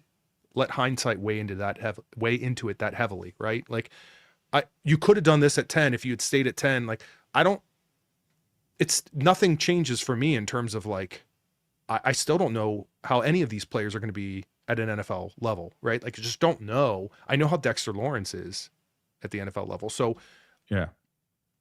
I don't know. Well, It here's doesn't what I would say. change based on how this draft turns out. Is what I'm If trying you to say. tell me Caleb Downs is a Pro Bowler, right? Caleb Downs is going to be a Pro Bowler, right? Derwin James, like, who's freaking awesome. Let me see if he's been an All Pro. I can't remember, but I just want to put it into context. Yeah, he's been a one-time All Pro. So let's say Derwin James. Derwin James is better than Jesse Bates, right? And Caleb Downs does not have the Derwin James size, so I'll mention that. Let's say he's Derwin James, though. But Dexter Lawrence is an All-Pro this year for you, or a Pro Bowler this year for you, and a Pro Bowler next year for you, and plays at that level. It's hard. Like, you have to really game plan. There aren't many safeties where it's like, oh my God, we got to be sweating this guy out. Like, Minka in his prime, you certainly had to be aware of. Derwin's certainly someone like that. Kyle Hamilton's a freak and is one of one. But there's not. It's just very different when you're talking about an interior presence that can disrupt the run game and be consistent there, and then also break up the pass. Like, if Dexter Lawrence was in this draft and you were guaranteed to get the past 7 years of Dexter Lawrence, he would have been the second pick, and it wouldn't have been a debate. He would have been second, not close, maybe first. Like, maybe a team would have said, and so for the Bengals, they're saying, hey, you know what? He's going to continue to be that player, and he's still in his prime, and he's going to be that damn good. Meanwhile, Caleb Downs is a projection. He didn't test. Clearly, the NFL is low on Ruben Bain right now. He made it 13 picks. We'll see if he goes to the Ravens. We're not going to spoil it. The pick is in. Please don't I'm not spoil even it in going the to read chat. the comments until the pick happens. Yeah. Please don't spoil it. We're going to react to it, and then we're going to get to my one-on-one conversation with Landon Robinson. We really appreciate you being here, by the way. I haven't reset this. This is Cincinnati Bengals Talk. I'm James Rapien. He's Andrew Fox-Miller. This is our first ever draft show live. The Bengals don't have a first-round pick. Usually I'm at Paycor Stadium this time. Me and Andrew have dabbled in the idea of doing one of these for years and years, and when they traded for Dexter, things just changed. And on Tuesday, I think you and I just kind of said, hey, let's do it. Let's go live. Let's try this. Yeah. And it's been a lot of fun. We're going to answer some of your questions. I know we haven't done that. After the Landon Robinson interview, we'll dive into some questions, probably a few beforehand. I really want to get to this Ravens pick, though. I think they're about to make it. We can go off the TV, Andrew, and Adam Schefter's talking now. I'm watching ESPN. And we can go off the ticker. You have the ticker at the bottom. That's an Andrew Fox-Miller special right there. So we'll see. Like that.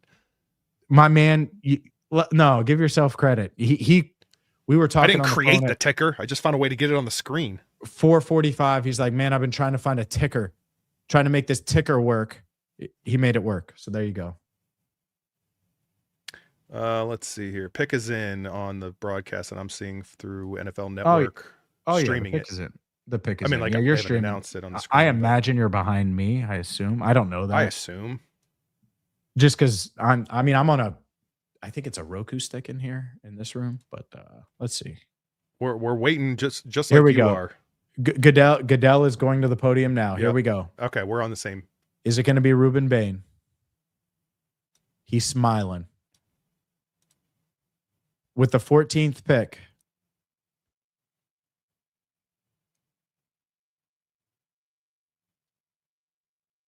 Vega Ioane, the Penn State guard. Okay. Look, this is interesting. But many consider the best guard in this class. Best guard in this class. A response. I Yep. just realized I reacted on Twitter ahead of this. I hope people didn't see. Oh. I knew the pick. So Vega Ioane is the best guard in this class. The Bengals just went and got Dexter Lawrence. Vega Ioane, Dexter Lawrence. They're going to be going head-to-head 2 times a year minimum, maybe 3 times. Vega Ioane, he was a sneaky sneaky play, sneaky possibility for the Bengals at 10. Like I definitely think that there were some discussions about him. He's a clean prospect. I think he's a good guard. This kind of sucks that he goes to the Ravens, maybe more so than Reuben Bain in a lot of ways, because he's not an outlier. He's not going to butt. Like he's plug and play, should be good day one, has a chance to be really, really good. That type of player. Sucks in that, like, okay, it's unfortunate that he fell to the Ravens and they got something to address what is a weakness for them at the currently in their offensive line right now that they're trying to rebuild. But I don't know that and on the other side of that, I kind of like that maybe it's a need in and of itself for the Ravens, but they're having to respond to something that the Bengals are doing. If you wanted to go with that narrative, right? I kind of like that the Bengals, who aren't drafting in this round currently, are making enough waves where they're addressing needs. And this is now a very real need, something that it may have happened regardless. But again, if you subscribe to the narrative of now the Bengals have this dangerous defensive line, a potentially average or above average defense, I like them forcing the next move. So I'm going to go with that narrative. Yeah. Yeah. Reuben Bain, by the way, is about to go off the board shortly, but it will not be to the Baltimore Ravens, which is great. But I do want to get to part one of our Landon Robinson interview, someone that I chatted with earlier today. He had some availability. Who is Landon Robinson? He's a defensive tackle that out of Navy, been really, really productive over the past few years, went from linebacker to defensive tackle, 5'11", close to 300 pounds, someone that I would love to end up in stripes. This is the first time ever, Andrew, I think, that I can remember that we've interviewed a pre-draft prospect. He's met with the Bengals a bunch, and he's went through the circuit. He's made his rounds, and media-wise, and I was like, you know what? We should get Landon Robinson on, and I was able to catch up with him earlier today. Here's part one. We'll be back right after it. We'll react to all of your comments coming up, but here is my one-on-one conversation with Landon Robinson. I'm pulling it up now. Sorry. Joined by arguably the most popular, hopefully, Bengals draft pick that hasn't been picked yet by the Bengals that I've seen during the pre-draft process. Landon Robinson is here. And Landon, I appreciate the time. I say that because I mean, for months now, I feel like Bengals fans have been clamoring for Landon Robinson to be in stripes. And obviously, the first round of the draft is tonight. Over the next few days, we'll find out whether or not you end up here. But have you felt that love from Bengals fans? Because I noticed it early on in this draft process, shortly after the regular season ended. Yes, sir. First off, thank you so much for having me here, and thank you for your time. But yes, I think I definitely felt the love from the Bengals community and the Bengals fans, just all over Twitter and just wherever I look, I see, some Bengals fan love, which, I'm super thankful for. And it's a blessing to be able to have that much support for me, going to a place that'd be my back home for me. Yeah, I'm from Ohio, more Akron area, but, still Cincinnati is still a near home for me. So yes, I definitely felt that love, and it's been a great process so far. Yeah, I appreciate the time with you as well. I think that's the other unique thing is I have seen your face. I have seen you do interviews like this. What has that been like? Because I think it's cool. I like that before the draft, there's obviously uncertainty. It's a big stretch in your life that's going to set the tone for this next phase. And yet you've been out there and you've done some interviews and you've talked about the process, meeting Aaron Donald, all these things that I'm going to ask you about and working with him. But what's it been like doing some of these interviews and kind of making the rounds of it?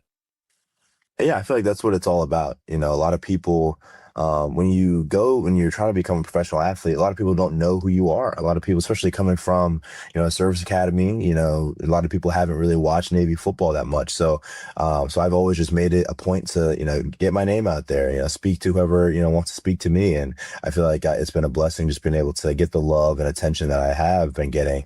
But yeah, I feel like that's what it's all about. And it's an honor to speak to you and people of that nature. So how has the academy put you in this position, helped you become the man you are now, ready to take the next step and make the leap to the NFL? The Naval Academy, it is a leadership laboratory. and it Yeah. develops you, as a man, as a military professional, and then obviously as a football player as well, being able to play high level football. You get to play Notre Dame every year. You get to play in the Army Navy game, and just have that. You get to play in a professional stadium every year. Multiple times a year. So it's prepared me, in more ways than one, and it's just such a blessing to have the opportunity to still go to the NFL, even though I go to a service academy, which is primarily to go into the military. So it's just been a blessing, and I'm so thankful for all the support and all the teachers and my mentors here at the Naval Academy, and my friends that have helped support me through this process. I look at just the counting stats, and you had 4 sacks in 2023, and then you really break out in 2024, get even better this past season. When did the light bulb click on? Did you just get more opportunities in 2023? Is that when it started? Did that offseason between 23 and 24, everything click in? Like when did you say, hey, I'm going to be this dominant player at the collegiate level? I think that's always been my mentality. It's always been, whenever I get the chance to get on the field, I'm going to make the most of it, and I'm going to go out there and dominate as much as I can. And in 2023, when I first got out there as a sophomore, after I gained almost 50 pounds in one summer, following my freshman year, I was like, I put this weight on. I've done all this so that I can go out here and prove to the world who I am and show the world who I am. So that's always been my mentality. And when I was behind a senior as a sophomore, whenever I got the chance to get out there, I was like, just go make a play, and just go hear your name called, right? Just go make a play. So I think that's always been my mentality. No doubt. Two things with that, because I do think it's interesting. You go from linebacker to defensive tackle in that transition, and I want to ask about the football side. But when that decision is made and you're like, I need to gain significant weight, what goes into that? What's the day-to-day of trying to gain that kind of weight? And also, and you did a good job of this, great job, gain strength at the same time and make sure that it's play strength and functional strength. Thank you. Yeah, and it's definitely a process for sure. I made sure to just go and talk to my nutritionist, right? Go and talk to my position coach, because my position coach can get me in contact with different types of film and different people that I need to learn the position, right? But the nutritionist is the one who can give me the meal plan to gain the weight. So I went and talked to him a few times, and he just gave me just pretty much like a 6,000 calorie meal plan of just eating, and you eat breakfast, and then you eat a snack, and then you eat lunch, and then you eat a snack, and then you eat a snack before practice, then you go to practice, and after practice you eat dinner, and then another snack before you go to bed, and then you go to bed, and it's just constant eating. And it just truly, slowly I was just stacking weight, and at the same time as I'm gaining this weight, I'm making sure I'm hitting the field, and I'm doing speed work, and I'm keeping the ladder out, and making sure my feet are quick, because I didn't want to gain the weight and then get slow. I wanted to maintain the quickness and the speed, and then obviously stay in the weight room and continue to get strong. So it's all a process. You have to do it all in conjunction with each other in order to keep the speed and strength, but also gain the weight at the same time. You obviously did that. It obviously translated. You moved to defensive tackle, super productive, got better every year, like I mentioned. Did playing linebacker help you understand, hey, this is what my responsibilities are now, this is what I should do on this play or that play, or against this offense or against that front? Like, were you able to use those skills and help in that transition? I think it did. I think it helped with my athleticism, just being able to, like I just said, keep the speed, keep the fluidity in my movements, and then also just helped me become just a higher dimensional player, right? Knowing what I'm doing as a defensive lineman, but also knowing what the linebackers are doing behind me and what my job is. So it just helped me become a more knowledgeable football player as a whole. And yeah, it definitely helped me out, no doubt. From a gym standpoint, everyone, I mean, I have the beast up right now, Dane Brugler's draft guide, but I mean, I've seen some of the lifts. They're all over social media, the different things. How in the world are you benching nearly 500 pounds? You're squatting, you're close to 700. I mean, these numbers are crazy. I can't fathom that. And I do work out, but not at, obviously not at an NFL level, but it's it's next level. When you put that weight on, is that when you made that real jump, or have you always been like a freakish, strong athlete, even pre-gaining weight and changing positions? Yes, in high school, I took a weightlifting class where I learned, my Coach Herrick over at Copley High School. We always learn. He taught me how to lift. He taught me how to, go have a good foundation for lifting, right? So when I took that class for 4 years, I really just fell in love with lifting weights and improving my body and seeing those gains in the weight room. So I'd say I'd always loved lifting. And I was pretty strong, coming out of high school. I could squat about 600 pounds. And then I think my bench, I had like just hit 405 when I was coming out of high school. So I was always pretty strong. But definitely after my freshman year at the Naval Academy and putting on that weight, I definitely increased in my strength for sure. And working with Coach K here at the Naval Academy and growing in that sense, it definitely increased my numbers a ton. So.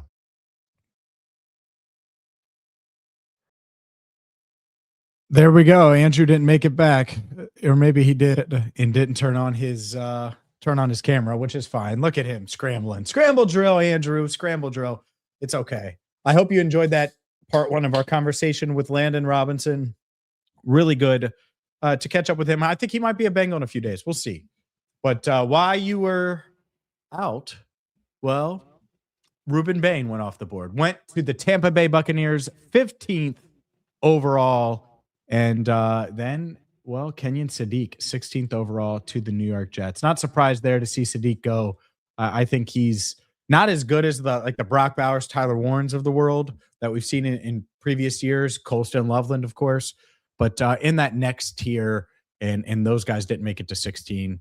Sadiq does, but goes off the board. The Jets needed a weapon. They need a lot. So not surprised there. But yeah, Andrew, Ruben Bain Jr., to the Tampa Bay Buccaneers.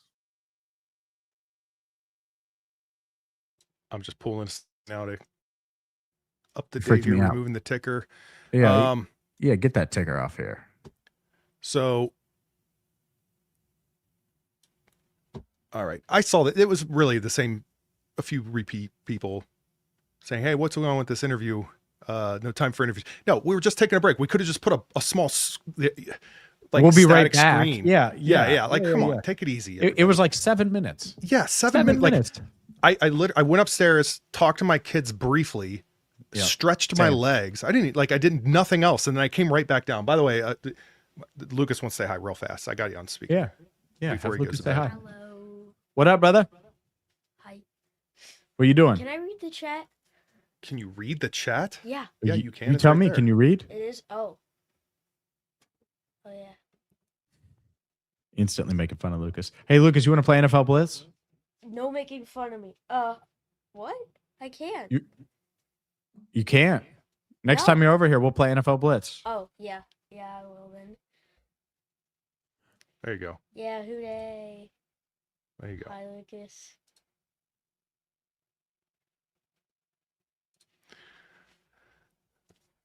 You good, bud? Yeah. You the man. No, I'm not Good to going see you, Lucas. bed yet. Hi, Claire. Stevie. Let's go. Stevie. Yeah. Did you finish your homework? You said you didn't have any though. So I did. all right, It's all due tomorrow. Hey, what do you guys think about Ruben It's Bain Miller Jr. going to time? the Tampa Bay? No. He Bucs? says I like that one actually. He says Lil Miller time. Little time. Oh yeah, Lucas at linebacker. I'm open to it. I'll do it. I would What? do it. I know it's funny. What's on what hat are you wearing, You Lucas? kids. What's on your hat, bud? I'll show it. It says. I didn't know. See, it's kind of blurred. Wait. Here, let's do Yeah, that. come on, Cincy. Andrew. Oh, nice. Yeah. Carrie. Yep. Carrie says hi to Know my Claire. Name. I'm famous. Carrie. Yeah, Carrie. How do they know your name? I don't know. How are people knowing my name? This is what happens You when you never put yourself said out there that. on Oh. camera. I mean, you just never know. That's right. What?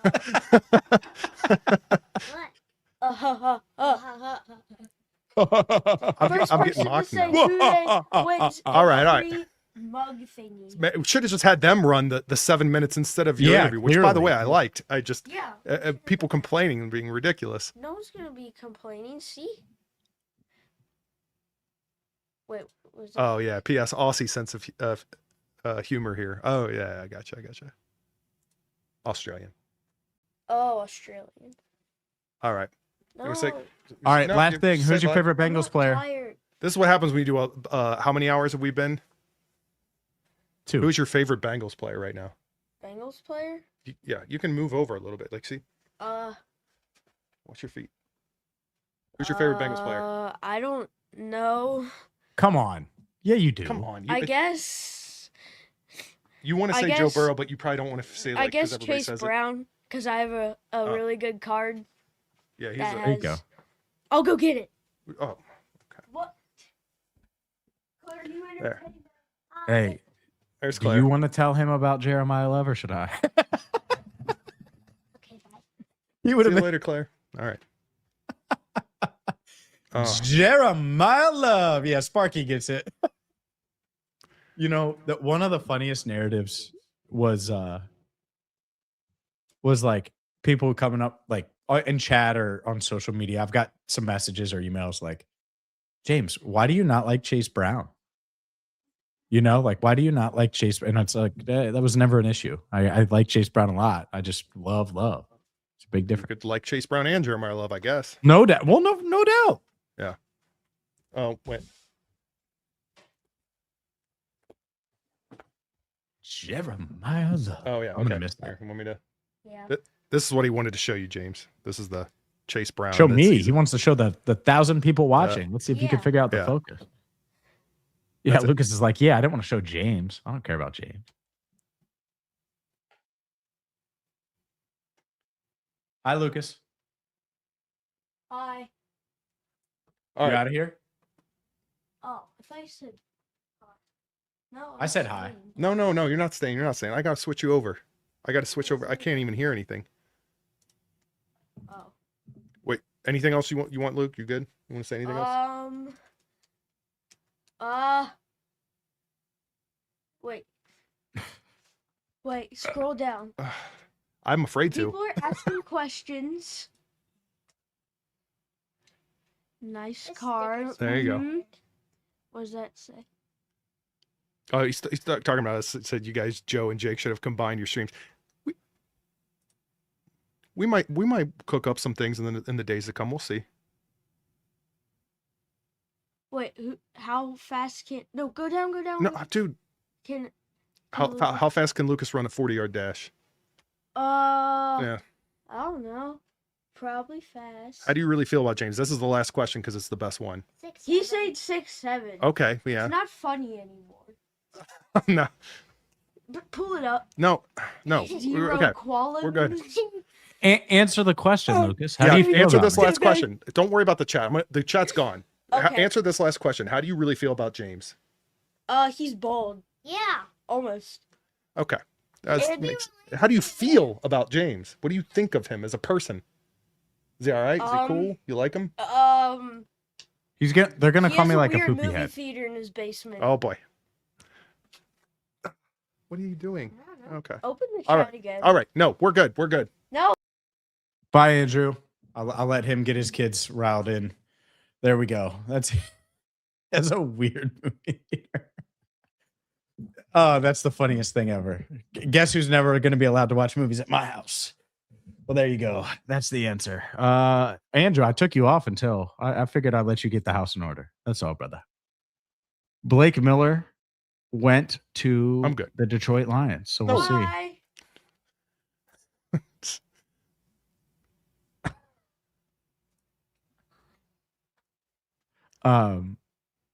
Good night.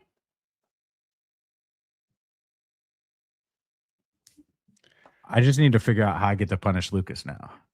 He was trying to be so edgy. So, So edgy. edgy. Oh, yeah. You knew he was. All right, let's see here. What? Go ahead, James. Spill it. Spill what? What is Yeah, it? everyone's saying that. What happened? What did I miss? Maybe they think you're being like a little like coy about something. I don't know. I don't know. What did I? Caleb Banks to Florida. Dude, I told you, man. I've been trying to tell people. Caleb Banks to the Vikings. Not shocked at all. Caleb Banks is a dude. I've been trying to tell people. I think he was in consideration for the Bengals at 10, very much so. For those wondering. Very much so. Certainly pre-foot, like this latest foot injury, but maybe even before it. I mean, he's a freak. Freak. So, Yeah. I mean, look, Would they- he's 6'6", 330. Would they have been in on him? I'm not saying they would have been out, to be clear, but would they have been in on him if they have Dexter Lawrence and they still have the 10th pick?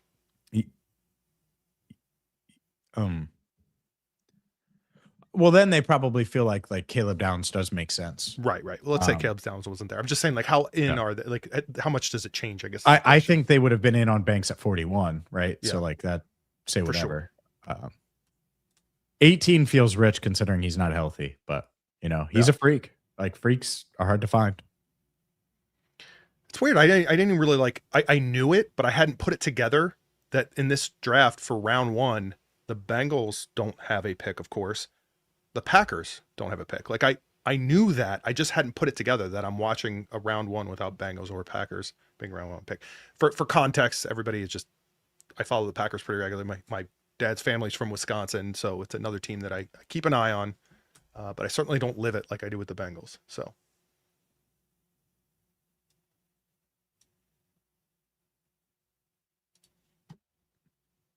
By the way, I know we're waiting on the Steelers to make their. I mean, obviously we're waiting on the Eagles Panthers traded and up the Eagles. to I know pick all that, 20. but I mean, like as far as AFC North teams, we have the Steelers coming up here shortly.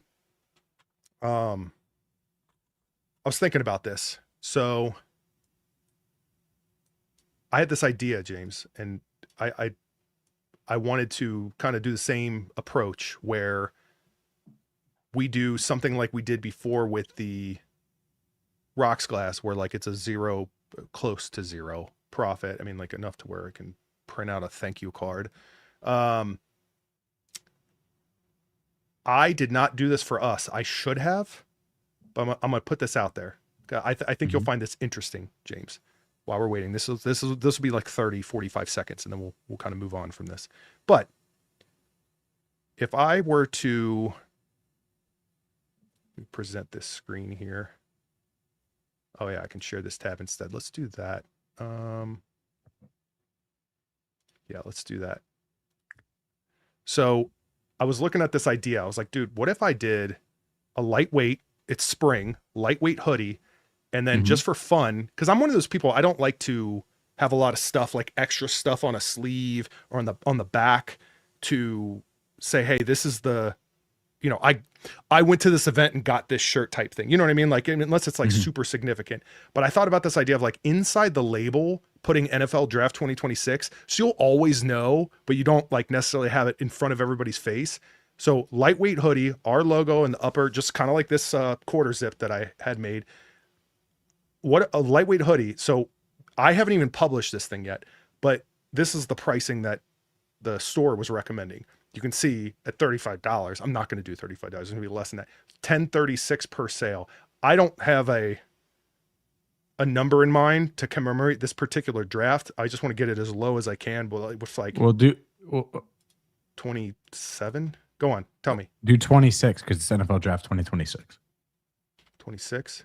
Yeah, Yeah. I like that. Okay, 26. Yeah. I'll put it across the board. I think the only thing is like 2XL has to be a little higher, but not much. Like, because like 26 and I can't do that. So let's do, it's $2 more. So we'll make it 28. I've never seen, I love the lightweight hoodies, like fall, spring, sometimes on cooler summer days even. I'm wearing one right now, brother. So not this one, but I'm wearing one. I'm going to do a compare at price. I'm going to put this up. It's hidden right now. Like nobody has the link to this. I just like the idea of this. And I'm not expecting a crazy amount of like involvement on this. I just wanted to share it with everybody. Again, transparency, showing that I don't want to make money. I just think it's cool. And if people want a nice little lightweight hoodie, let's try it out. So I'll put that in the chat. You can see, oh, why did it changed my prices? Oh, because I didn't hit save. I'm going to update it again. All right, I'll stop sharing my screen here a second. I know this is not the most exciting content, but I just want to be extra clear that this is going to be I don't want. This just gives me a buffer. 25 cents. 25-cent thank you card that they put in here, and sometimes they charge me a little extra depending on where it's shipped to. But let's do that and then save. Well, let me do it. Sometimes they tell me I can't. Like they say you have to update your pricing or something. All right, brother. I'm removing it. Yep, put it back up.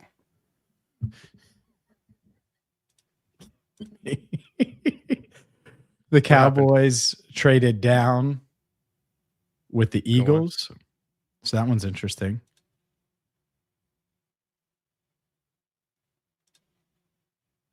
The Panthers have selected Monroe Freeling out of Georgia. So there you go. And so now the Eagles on the clock at 20.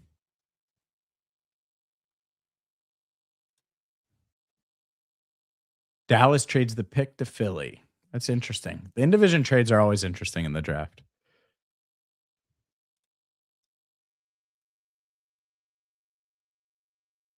It's not saving. Man, did you expect this much O-line to move this early in the draft? Yeah. I mean, I'm not shocked, but did you? Yeah, of course I did. Like, I don't understand why people assume that there wouldn't be. Every team needs offensive line help. Like, it's going to happen. You can't be like, oh, well, it's a bad draft, and then there's not going to be a lot of quarterbacks, and then just think, oh, there's no receivers. And no, like, it felt bad for Bengals fans, I think, because they were so focused. That celebration for Monroe Freeling is wild. But I didn't see it. To me, there were a lot of people around that just thought, oh, it's going to be defense, defense, defense. And that was just never really going to be the case. There was always going to be some offense, and this is proof of that for sure. For sure.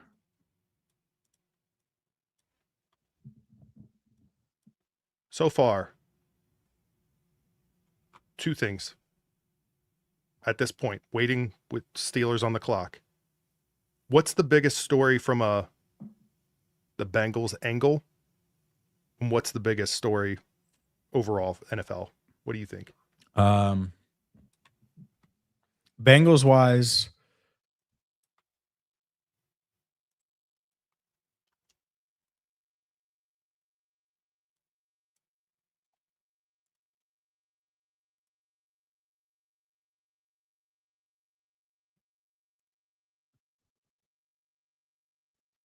sorry, I was just making sure. I just wasn't sure what was being said. I saw the Bengals tweeted something, and I wanted to make sure that it was nothing crazy. It's not crazy. That being said, biggest thing for the Bengals, honestly, I think that there are a decent amount of guys that are falling and that have still been there. And I don't want to jinx it because it's only 20. Mekhi Lemon, by the way, out of USC just went to Philly. So first round receiver for Philly makes sense. AJ Brown's definitely getting traded, which we kind of knew, but I want to make that. By the way, I'm uploading now a clip courtesy of the Bengals. Sam Hubbard commenting on the Dexter Lawrence trade at the Bengals draft party. So once we have that, we'll play that for you and have that coming up in just a few. But yeah, Mekhi Lemon going.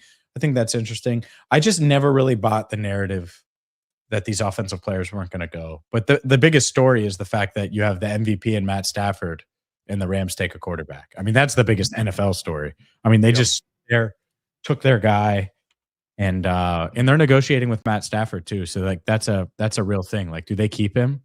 There's no way they trade Matt Stafford, right? I wouldn't say no way, but I don't know that that's part of their plan. Is that what you're trying to allude to? Like, no way that's part of their plan? You play Matthew Stafford for one more year, and then I would have to think it's a possibility. Like, if you take a first-round quarterback, you don't want to sit him for 3 years. The whole point of a first-round quarterback is that contract. Look, speaking of the Packers. Yeah, but, that's not ideal. Let's see.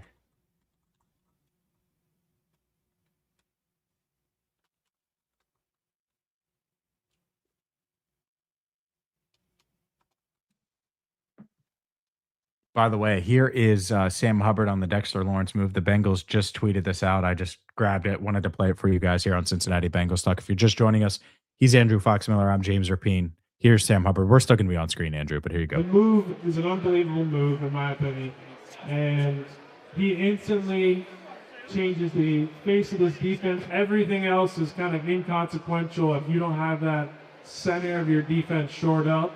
And the depth is what makes you able to play late in the season. So I know Joe and the offense has got to be ecstatic, and the building has been buzzing this week. Building has been buzzing. Don't forget the ticker, by the way. Maybe I kicked it off. With that. No, I did because it was coming on blurry on the actual stream. Not on our end. I saw it though. I was like, why does it look like that? Okay, that's fine. We don't need the ticker. I didn't know if you realized. I'm pulling it up. No, it's all right. If it's blurry, then don't worry about it. It was. I'm just resetting it. You're good. Yeah, Mekhi Lemon does not look happy. Let's see who the Steelers picked.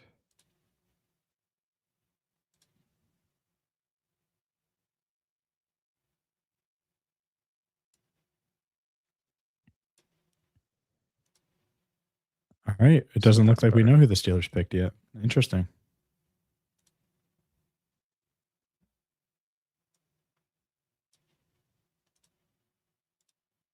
All right, that looks better.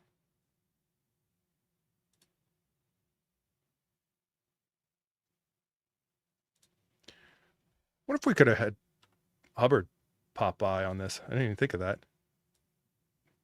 Mr. Now all retired. I mean, he was at the Bengals draft party, so. Yeah, that's true. I didn't know that until I saw that clip.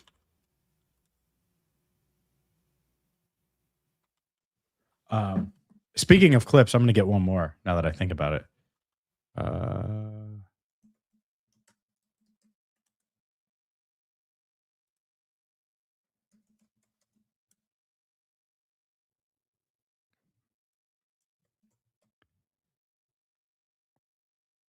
I still haven't seen who the Steelers picked. I haven't either.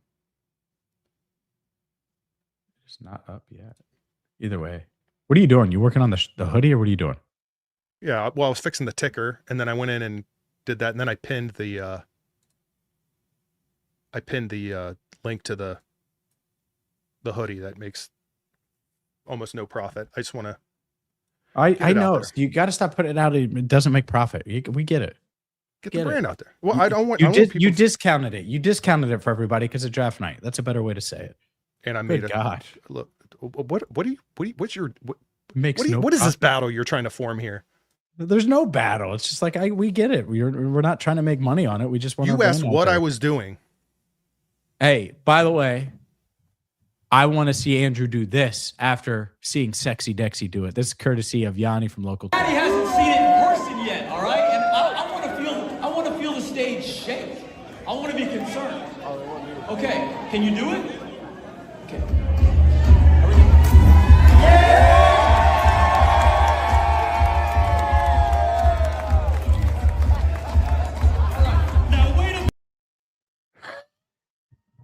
Go. It's all you, brother. No, I'm not doing the full screen. No. What do you mean you're not doing it? You have to do it. You have to do the sexy deck. I have to? Yes. It's draft night. Move the chair. I know how that setup is. You got plenty of room. Move that chair. Come on. No. Come on. What do you mean not right now? Because there could be. Listen, I'll tell you what. If the Bengals trade into the first round, I will do it. That's insane. All right. Well, okay. Come up with the number. You get how many of those lightweight hoodies have to get ordered before I do it? 5. That's not 5. Yeah, 5. No. 5. It's worth more than 5.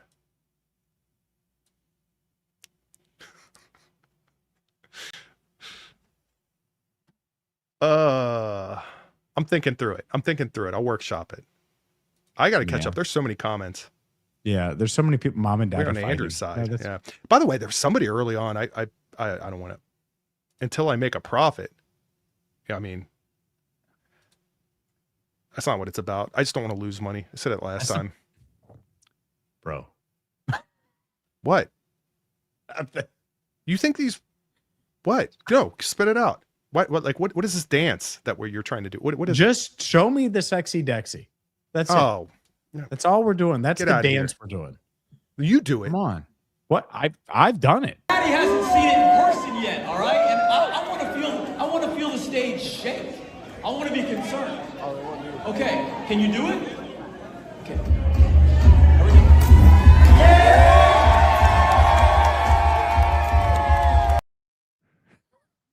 See, I think the thing that's going to give Jeremy me, Rao has no idea how much I'm going to make fun of him for being like, I want to hear the stage shake. I know that was why did that stand out so much? I was like trying to wrap my head around that me one. too. Yeah. And it's fine. Like, I totally get it, but it's just, I want to hear the stage shake. So I think that Ooh, thing the that gets me, Steelers picked Max Ahinachor, the offensive tackle. man. I mean, Someone's got to block Miles Murphy. no, I know. It's just I'm No, just he's a thinking good about. player. He No, was no, it's someone not- that it's at not the pick. 41. He was someone at 41 that I would have been in on for sure. Just even thinking of like how this is falling. It's you try not to overthink it, but it's like, oh man, like Oh, there are guys I'm totally in on that I don't want to comment on yet because it's still only pick 22. It's still early. You know? yeah. Chargers. It'll be interesting to see what Dallas does with another pick. Oh, that's right. Yeah, Chiefs have another one as well. What do you think? What do you think the process is during, like, what do you think's going on right now at Paycor with them watching this round? Are they just looking at it like content, like we can set this one out, guys, or are they watching this like on call? Oh, they're Like, watching. I know watching they're in the watching, draft but I room. mean, like, are they really like fingering the trigger? You know what I mean? Like, are they ready to make a move? Like, are they basically like, look, we're like, could happen at any moment, and they're like seriously like hyper aware and ready to pounce on a certain scenario? Or do you think it's just like, it could happen, guys, but we're all happy? I don't know. It's probably that. Like, honestly. Like, I think they're pretty like, they might have pizza in that. Like, you know, they may be chilling. That sounds good. Yeah, it does. But depends on the pizza, I guess. But Yeah, I can't help but think that as well. Marlon, yeah, the North King after all the O-line. yeah, I mean, they needed it. I wonder if they would have been in on Ty Simpson. That's a good point. Was Dan Orlovsky with the Rams? Like at the end of his career? I'm gonna check. Here's why. Just so you know, this is how. Yeah, he was 2017. So he was with McVay 2017. That's when Andrew Whitworth signed 2017. Yes. Okay. So Orlovsky was the one that said Ty Simpson should be a top pick. Remember that? Like when that became like a thing for a little bit, like he should be ahead of Fernando Mendoza. Mendoza, yeah. You remember that? I remember seeing things about it. Yeah. I didn't He like played for follow. McVay. Yeah. The Rams clearly felt like they needed a quarterback and took it. Like, you just got to read the tea leaves sometimes. Like, the Rams are super excited about Ty Simpson, and it's like, oh well, what do you see here? You know, like I wonder. I just wonder. It's interesting. Chargers making their pick now. That's there. It's on the ticker now. Oh my Must have God, awful pick, awful, just awful. F, fail it. Clip it, send it to whatever Charger fan you want to. Failed. That dude is your age. There's no way. Oh, this is another like James ageism take.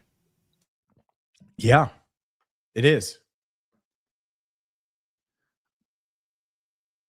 Put it like this. You know, when we were working for Kevin, right? Yeah. When we were working for Kevin. It's so good like, reference. Everyone's going to know what you're talking about. No, it's fine. It was when Okay. I was in college is when me and Andrew met, like right after I got out of high school. So like I was 17, 18. Yeah. and I worked there for 5 years throughout college, first year after college. So probably 23. I was 23. If you're older than that, you have no chance of getting drafted by me in the first round. There's no chance. None.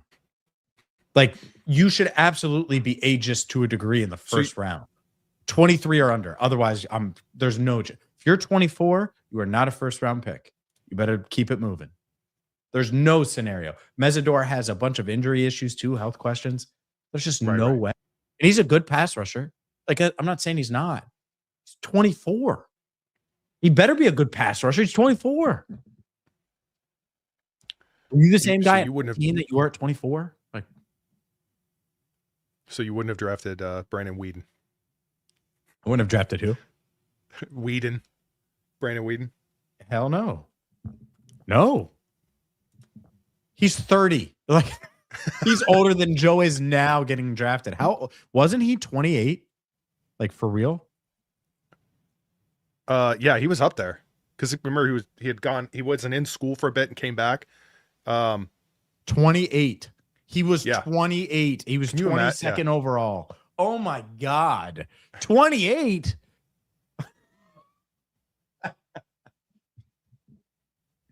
I remember that. It's actually 25. What were you saying? Were you saying he was 24?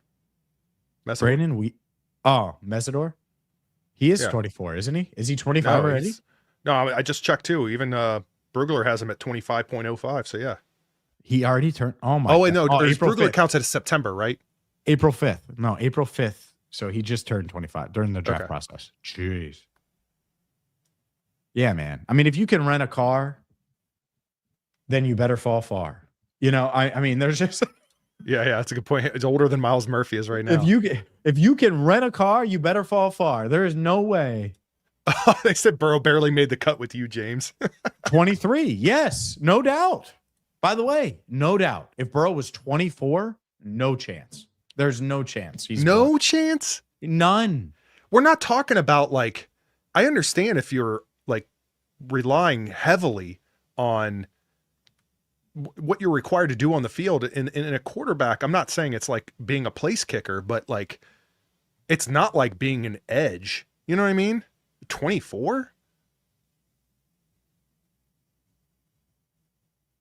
New draft motto. I'm tweeting it. If you can rent a car, you better fall far. That's pretty good. That's pretty good. No. So you would have let Burrow fall to like another team, a division rival, let's say. You would have just taken that chance. So let's say, for whatever reason, like let's just say it's a COVID year and he gets another year. So he has a year like he did his first year at LSU, his first year playing, where it's just kind of a meh year, right? Mm-hmm. And then he has another meh year. And then he plays awesome, but he's 24 and he's played meh, and now he's awesome. It would be really hard for me to take him number 1 overall. Absolutely. Because why were you meh for 2 years? Like, if you're that great, okay, but you're already planning out a scenario where you already have the benefit of hindsight. Like, no. You don't understand what I'm saying. He was awesome his second. Why? He was awesome the second year he actually got a chance, right? Second year. He was amazing. The best player in college football, right? You need to be able to break out quick. If you don't, whenever you do get that chance, like, I get it. Ohio State was weird and he had the injury of the hand, but like, you got to show it at some point. So if you're 30 games in, you haven't shown anything, well, then that's and you're not 19, you're 23, then that's probably it. Like, that's it. So yeah, but that wouldn't have been just me. Like, the odds of him breaking out and doing what he did a year later, if he was around for another year, it's next to none. Quarterbacks don't do that. I mean, like Brandon Whedon, there's just no way. There's no way you take it. I imagine there's a scenario where all of this is going to change and shift because of like NIL stuff or whatever, right? I mean, like, you might be seeing older players enter. No. And by the way, if you can rent a car, you better fall far. You want to play for my team? Just for you. You better stay lean. I mean, what else do you want me to do? Well, we can keep rhyming. It's no problem. If you're going to be on my team, you better stay lean. That's another replace fat with that. The physical, hungry, accountable teammate is wild. This is a good one. Typo, obviously, but can James do the Andy Dalton rally speech? Oh man, Where did that dude. come from? Oh, dude. Yeah, I Don't can't. don't get him started. Play fast, play hard, play physical. That's what they always preach. Let's go out there and show them who we are. Team on 3. 1, 2, or no. Playmakers on 3. 1, 2, 3. Playmakers, yeah. Playmakers. Yeah.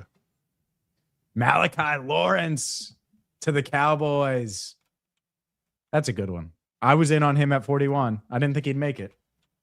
Play tough, play fast, play physical. That's what they always preach. By the way, I didn't even pull this up. I should have put up your sheet that you did with Goodberry and everybody for this. I don't really do that. Oh, I thought you did. What do you mean I don't really do that? Like you just have an AI fill it out for you? What does that mean? I don't really do No, that. I do the free agent one. I don't do the draft one. Oh, I thought you did the draft one. I don't even look at the draft one because I don't want that to impact my opinions until like this week. I started looking at it like really. No, I get that, but I always thought you had filled it out because when we did the setting the board and everything. No, I put my board together. So I do a separate board. Oh, okay. Yeah. That's always my board. Yeah. I'm unique. Like I try to like take in as much. My process is a lot like it's like being a sponge for 3 months. And then I formulate my opinions and then I'll start to talk and like share, but it's like just sponging every ounce of info I can. So who's currently the best player available in your opinion? I don't want to.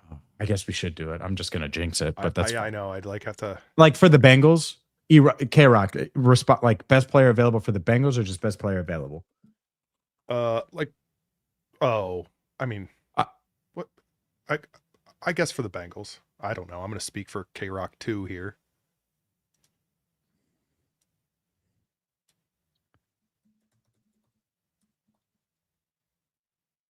Best player available for the Bengals. Let me pull up like a list of.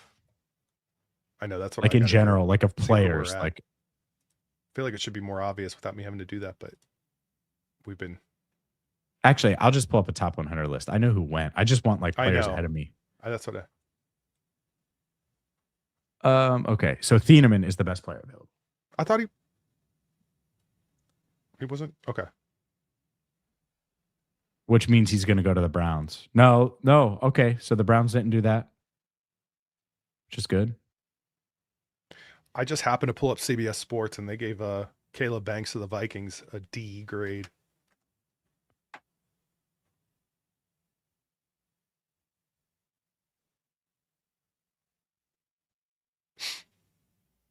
Yeah, I'm curious. What did they give? I mean, it's not like CBS is the ultimate authority here. I just happened to pull it up. Yeah, Caleb Downs an A, better be for the Cowboys at pick 11. Anyway.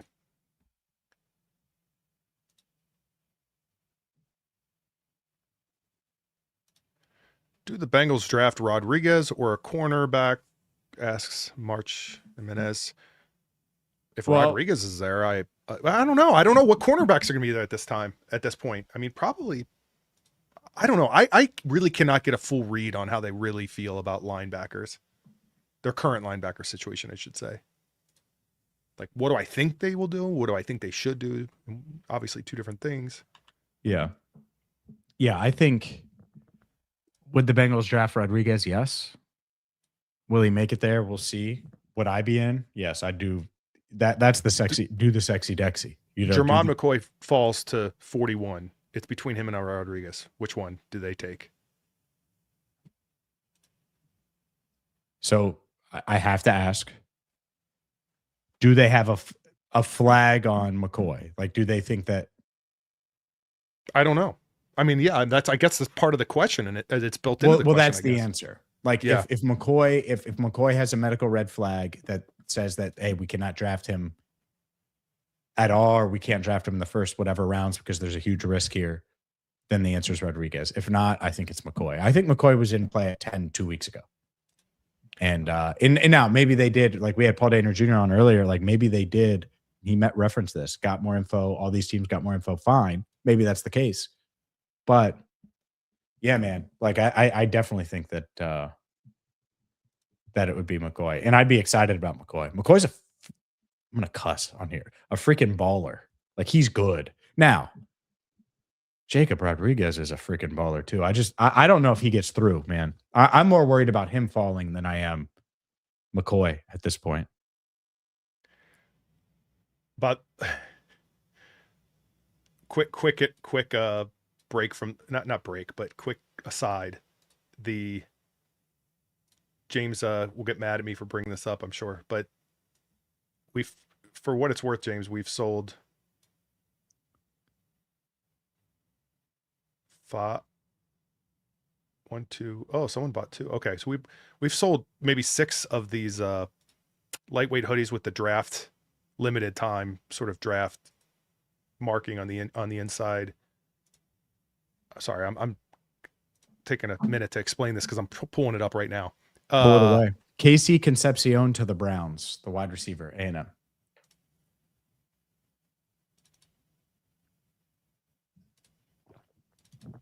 I didn't want to. I'm only putting this up for a moment just because I don't want to share people's names. I'd show you but the.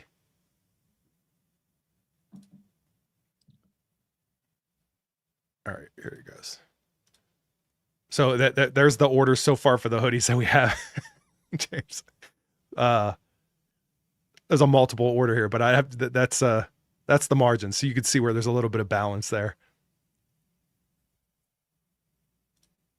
But thank you for those that ordered. That's awesome. Yeah, absolutely. Really appreciate it. No, I need to order one.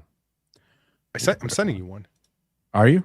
I ordered one for you, like yesterday when I was first talking to you about it. With the NFL draft part? No, I thought of that this morning. I'd already ordered yours. Shake your head. I mean, I should have a pinned comment, by the way. I saw a few people asking, how do I order one? There should be a pinned comment in YouTube if you're looking at it, but I'm happy to share a link again.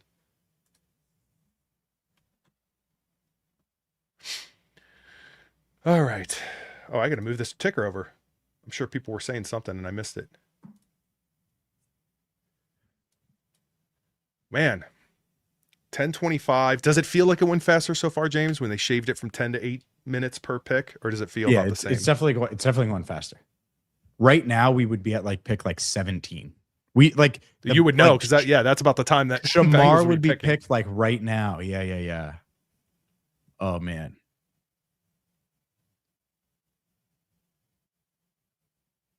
I feel like it needs to move even faster, though. I'm not gonna lie to you. I know they have ads. Yeah. The problem is you have TV, but you also have to do the trades thing. Right. The Browns, honestly, trading back, getting Fano and Concepcion. If Concepcion is a real dude, Fano's good. So Concepcion's a real dude, and I think he has a chance to be. That's a good one too.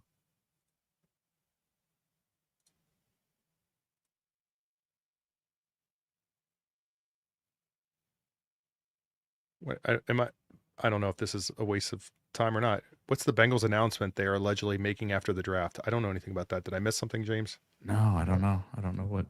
Who said that? Someone put it in chat. Where did you see that at? That they're making? Yeah. I don't know. Because I'll look into it. We've been live the whole time, so I don't have an email or anything. I'm not seeing anything.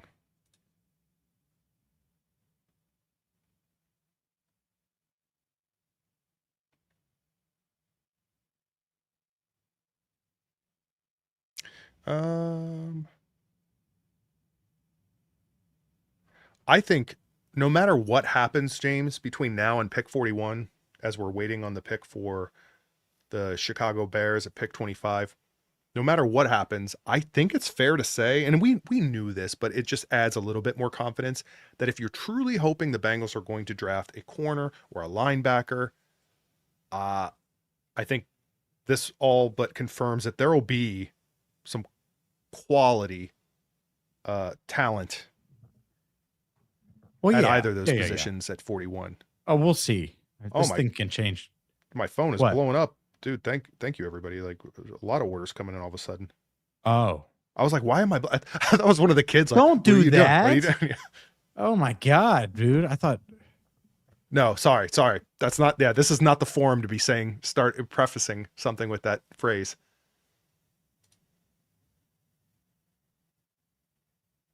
The Bears. I have the Bears pick. I won't spoil it, but it's definitely a guy that I would have been in on. That was never going to fall to round 2. I'm surprised he fell to 25. Really good pick. Bears, man. Bears. The Bears.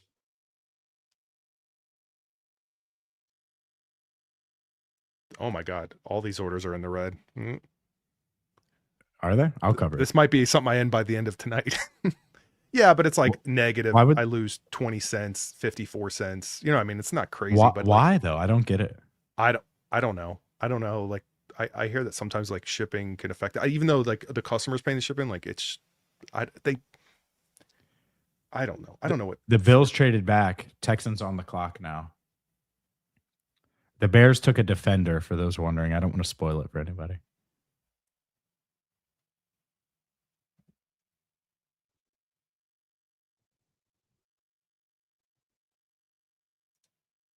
Oh, thank you, Amanda. Appreciate you both for the live today and Let's for the go. deals with the rocks glass and now the hoodie day. Yeah. Yeah, that's all Andrew. Andrew spearheaded that for sure and deserves credit for that. We appreciate each and every one of you. That's why that store is there. And yeah, whatever you're in the red, brother, I got you. Be a whole This is a good $7. sort of side comment question. Thoughts on the Bengals extending DJ Turner the second?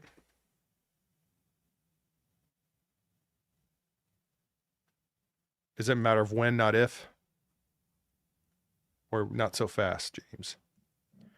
I think it's a matter of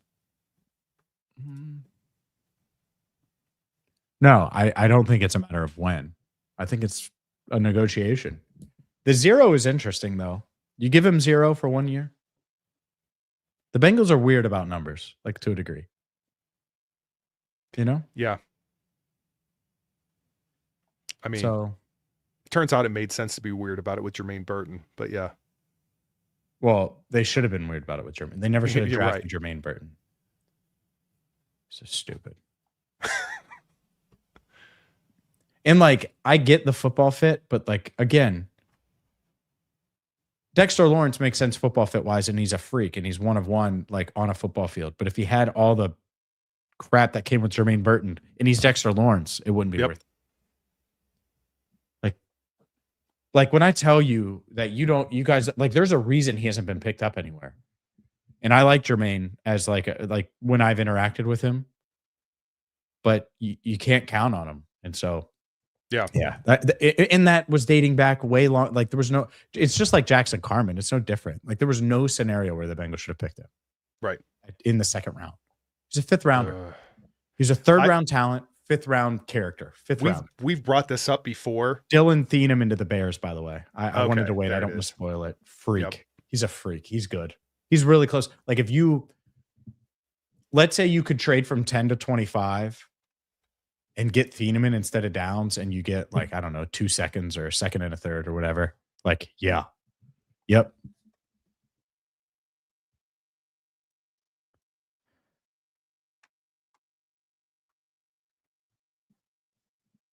I'm not gonna lie. I added 50 cents to that hoodie. I'm taking a bath on these hoodies. I'm gonna charge like crazy. You're gonna take it on my credit card, but it's no big deal. No, It's a no, couple add bucks. a dollar. Just put it up to 27. It's fine. No, I want to Don't keep it pick under up- 27. I'll get it low. Yeah, but you should. I don't mind it, but at some point, if it's anything like those rocks glasses, it's gonna charge me a lot. Dylan Thieneman's look is fly. You know why? Because it's just classic. Straightforward. No tie, open, got the chains rolling. Love the fit. Looks great. I'm in. I haven't paid attention to fit until now, all night. But I was just like, oh, I like what he's doing. It's very Miami Vice-ish. By the way, The it's Texans took an offensive lineman. Sorry, I'm sorry. I thought you were caught up. I was No. just gonna say it's 10:32. We never did hear back from I wasn't expecting it, but I just realized like time has come and gone in terms of anybody that was doing any of their We could 15, have 30 gotten shows or we anything could like have that. gotten them. Yeah, Pike doesn't know how to do StreamYard. No tech Tony. Well,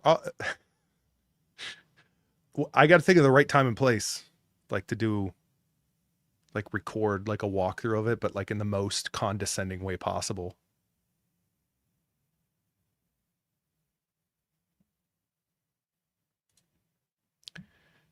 Yeah, I'm sure Dolphins are on the clock. I'm working off of the ESPN live draft ticker. The Dolphins are on the clock. I don't know. I know. I'm just saying. I think they're referring to the fact that this is still showing that the Bills are on the clock.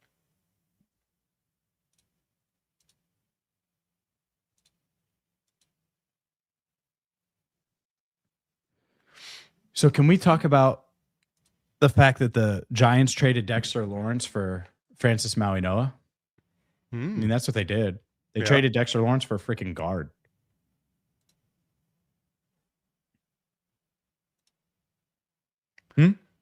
Sorry, I was just Oh yeah. No, we're gonna do a live, not during the draft. We're gonna do a live during the day. Is that confirmed? Here, you hear it here first. Is this confirmed? Because I don't even know. We'll for do sure. it. I don't know the timing on it, but yeah, we will do. We're gonna get together tomorrow and kind of set the board, share our thoughts. I may be at the stadium. I may not. I may be in the middle of wherever I am. Gonna try to get a few guests on as well. Obviously, Andrew, myself, and kind of set the tone because, yeah, the first round will end, but we'll want to reset the board and think about it a little bit for sure. Yeah. And like last time, maybe some others will show up. We'll see. I think we're gonna have some others. Like I'm pretty confident. But I can say though.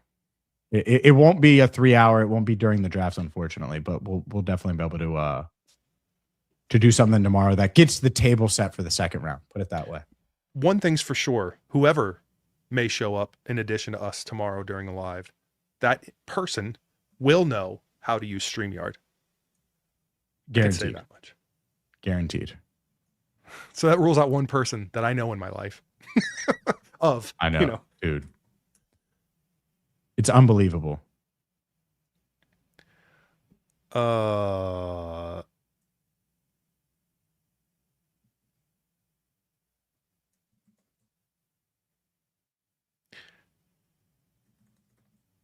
I'm looking here. I wanted the same thing right after I get Dexter. Who are we all referring to? What are we saying? Did anyone say anything about the? A lot of people are commenting on this. Did Harbaugh send Lawrence to the Bengals to stick it to the Ravens? I don't think so, but I like it. I like that idea. It's a lot more fun. It is. It is.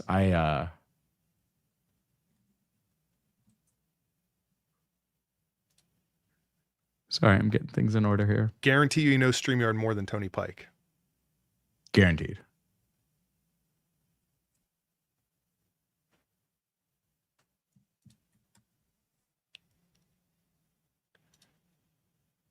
It is a good tinfoil hat theory that Harbaugh traded Dexter Lawrence to Baltimore Ravens AFC rival in the Cincinnati There was a Bengals. report. I like it. There was a report though that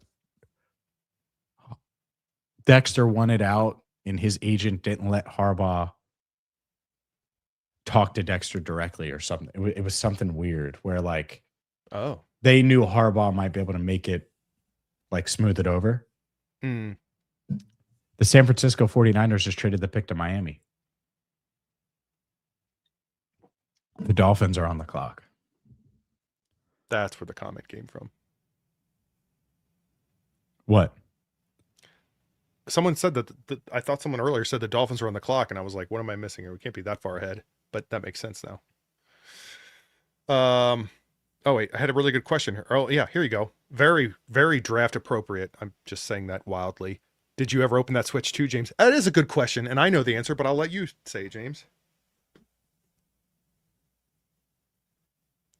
I did. I haven't played it in 2 weeks, but I did. That's why I hadn't opened it. Is because I knew this would happen. So it's opened. Played it for like a day. And the chat held you accountable, is what you're saying, dude. I'm annoyed I haven't played it, but I haven't had time. You even sent me the picture of you like doing the transfer and everything. Yeah, I played weeks it. ago. I played it that night. I haven't played it in 3 weeks. And we kind of toyed around with this idea, by the way, Alexander. Do you think if the Bengals waited to trade for Dexter Lawrence on draft night, would it have changed the fact that the Ravens, Steelers, Browns took O-line picks? Who can say? But I don't think so. I don't know. Maybe I'm wrong on that, but I don't think so. I think they would have done what they were going to do. Sorry, I was on another screen. I had to check. Oh, go ahead. It was kind of, we kind of talked about this briefly, but like, if the Bengals waited to trade for Dexter Lawrence on draft night, would it have changed what the Ravens, Steelers, and Browns No, did? and they couldn't. They needed to get that physical done to make sure everything was good. Like that max stuff really screwed with things. The Ravens never mind the really physical missed. thing. I'm just saying the concept. Would it have changed their draft strategy? The whole Dexter Probably Lawrence not. Probably not. Like the Browns were always going OL, and adding an offensive lineman. The other two, they need it for sure. I mean, the Ravens need offensive line help. What are your thoughts, James? Bengals drafting a quarterback in rounds 5 through 7. They don't have a 5th rounder, right? Which you probably know. Maybe they trade down and do that. I think round 6, 7, huh? That's a stupid thing. Definitely in play. Definitely in play. Yeah, I'm yawning, brother. I'm yawning. Of course I'm yawning. But yeah, I think round 6, 7 is definitely in play. Put it that way.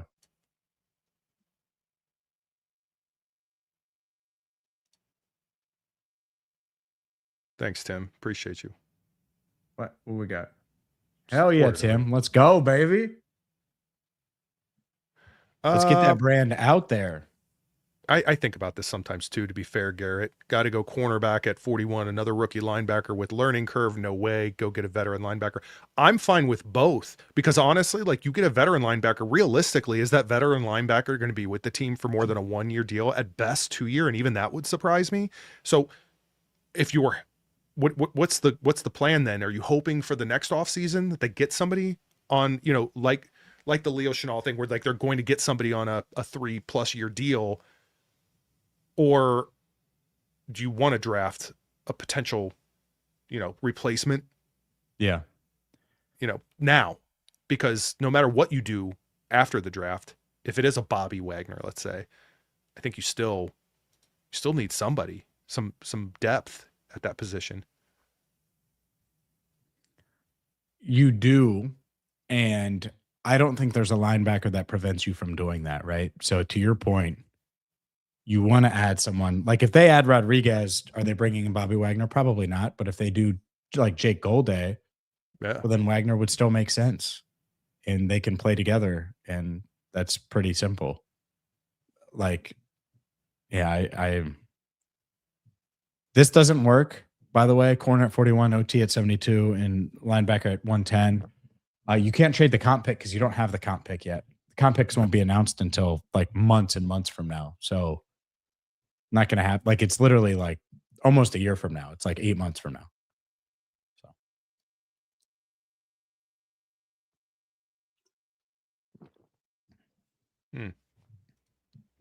Maybe I'm curious to see who Miami traded up for. Oh, yeah. Any pushback since Bain was available at 10? What do we mean by pushback on that one? Or is that just pushback on our opinion on the matter? On the trade? I don't know. I expected there to be a chance, especially when you've got this. Chris Johnson off the board to the Dolphins. There it is. Yeah.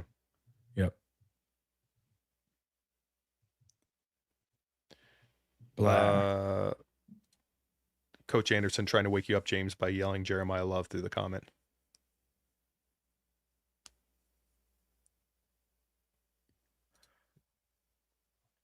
You know what would make me really happy? Go on. If the Cardinals traded Jeremiah Love to the Bengals for pick 41. You might be happy if they just trade him in general and he's not on the Cardinals. Would you trade 41 and Chase Brown for Jeremiah Love?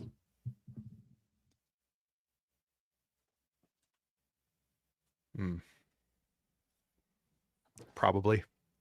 There's no probably. I know. I think you hesitated. My brain's still processing. Like, well, yeah. Like, who's out there? Like, how does this look? Doesn't matter who's out there. I know. It's just weird to think about them not having their first 2 picks, but they have Jeremiah Love, so that's like having their first back. So yeah. Yeah. Okay. Yes. Correct. I had to do the math there. I was like, okay, wait a minute. It's getting late. The Cardinals would never do it, but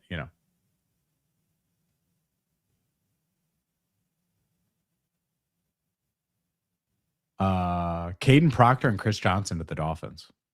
Chris Johnson, I like though. Smooth. Yeah. That was one of Goodberry's favorites, wasn't it?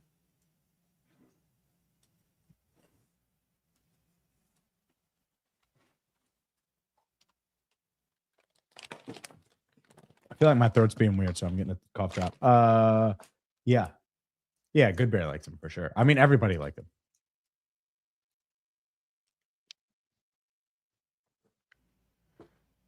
So Yeah, how right do you- now, I'm going to start to put together a list of Yeah, I was gonna say. guys in a second. In a second here. We'll see what the Patriots do. Is Mike Vrabel in that room?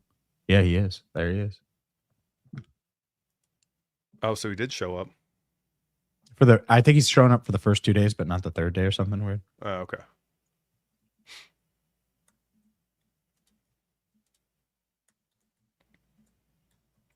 Yeah, I mean, I'm looking at some names here. Who's still out there?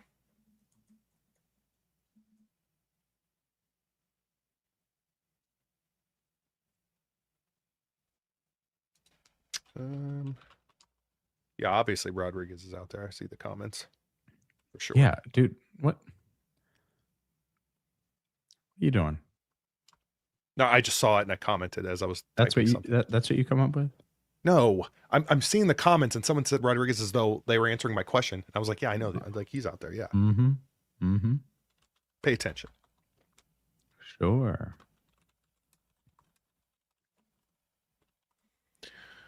Okay.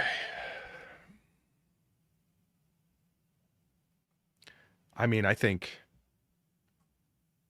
I know that it depends on the red flags, but Caleb Jermon- Lomu to the Patriots. Yep. Jermon McCoy, is he going to be probably, again, red flags are a thing, but is he maybe the best player? He's available on absolutely a the lot? best player available. Yeah. I don't even need to look to see who's available. He's obviously the best player available.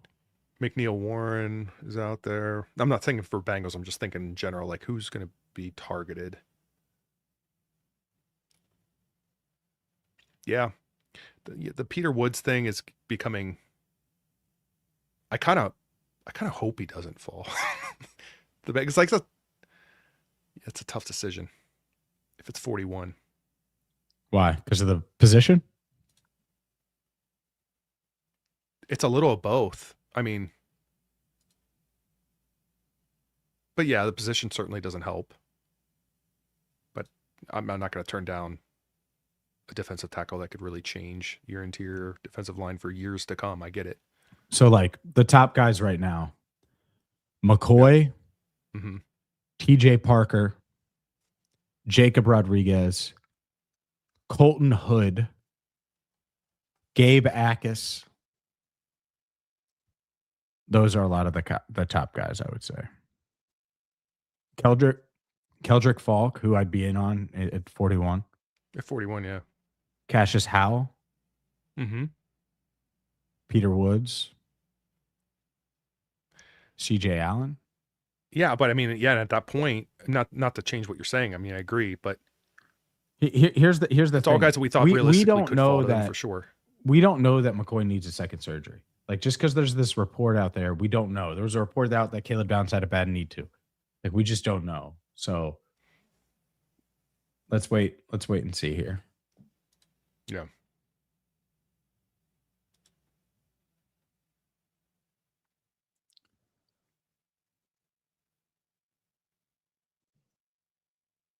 Oh man. Just wait till you see who the Chiefs picked. I'll be right back. We'll see if Okay. you can carry this. I'm listening. right. Let's see if you can do it. Who says that? Why would you say that? Pressure's on. There's no pressure. Pressure's on. Are you like leaving, but you can hear still? That's weird. All right, maybe that's a no. All right, everybody. Now for the real fun, right? Too many talented players available who can play now. That's a great problem to have, of course. So yes, absolutely. And I don't know that opinion changes, and it shouldn't at pick 41.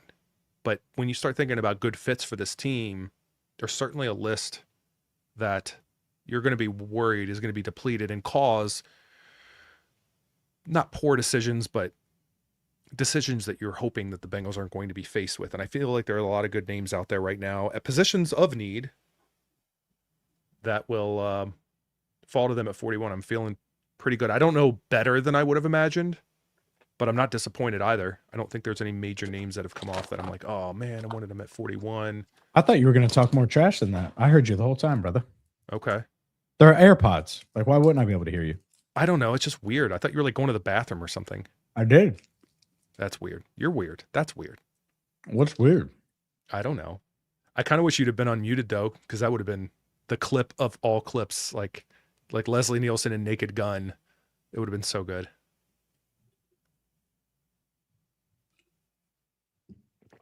Yeah. So, Burrow Goat says, I think Golday will go earlier than people think. I felt that way about both him and Rodriguez. I've started to be, I've said it already, so it's not like I'm jinxing anything or I'm still whatever, listening. but I don't care. But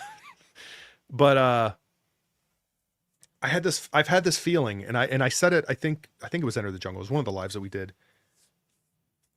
I don't have anything to base it on. It just feels like one of those storylines that you just can feel that is going to form and sort of present itself, in that something about it. I felt like Rodriguez I felt like he was going to go to where I can't believe we were even talking about having a conversation with him at 41. I thought it was going to be at that point. And I'm not saying it's now, which on this ticker, as you can see, is, well, you can see after I remove the comment, is pick 29 that I can see. But I wouldn't be shocked if Rodriguez even goes at the very end of the first. I expect it to be second, but something tells me, though,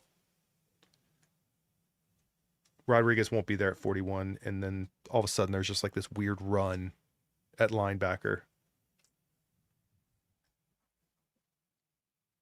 Man, if Rodriguez is there at 41, it's hard for me to pass on him. I'll say that. I understand, yeah. The Chiefs selected Peter Woods. Ooh.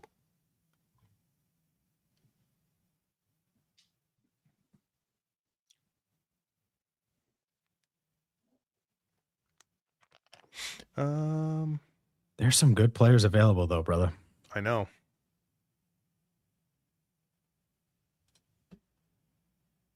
Thanks, Matthew. Want to say hi. Appreciate you, Matt. Yeah. We have over 1,000 in here. If you're just joining us, we're in hour 4. We've done 3+ hours here, live stream here on Cincinnati Bengals Talk. He's Andrew Fox Miller. I'm James Rapien. Had a bunch of guests early.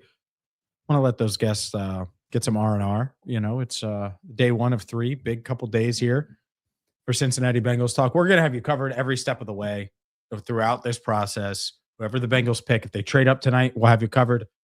Only 3 picks left. We'll see if that happens. If it doesn't, we're going to have you covered. Best available tomorrow. We're going to do a video on that, hopefully live. Ring the bell. Obviously subscribe, but ring the bell so you get notified if we go live.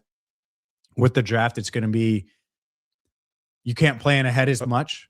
And so that's part of it as well. That's why you ring the bell so you get notified when we're live. Jets are now on the clock. They traded up. It's on the ticker here, but they traded up with the 49ers. Jets send their 33rd pick and pick Appreciate 179 for the 30th. Love it. Appreciate you. San Francisco, is that twice now they've traded back? Yep. Stack. Got to be a quarterback? Who would it be?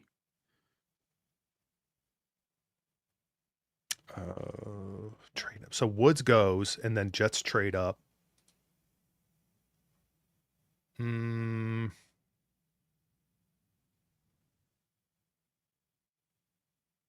I'm looking now. I got you. Oh, did you see I it? saw it. Yeah, I saw it. It's my job to see it. This like doing this is the only time. Like I always, the draft for me tomorrow, I want to see as much as I can, as fast as I can. Like I get it. I get it. Then you're not built for live streaming. I don't know what to tell you, man. I don't think that's true. I think you tried. I think it's either. Never mind.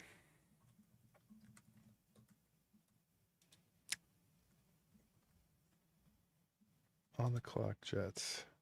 So Jets now.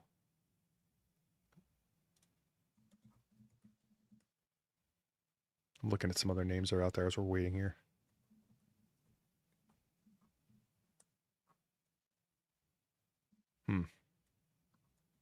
How loud is that typing? I'm trying not to make it loud. I'm not hearing it. Okay, good.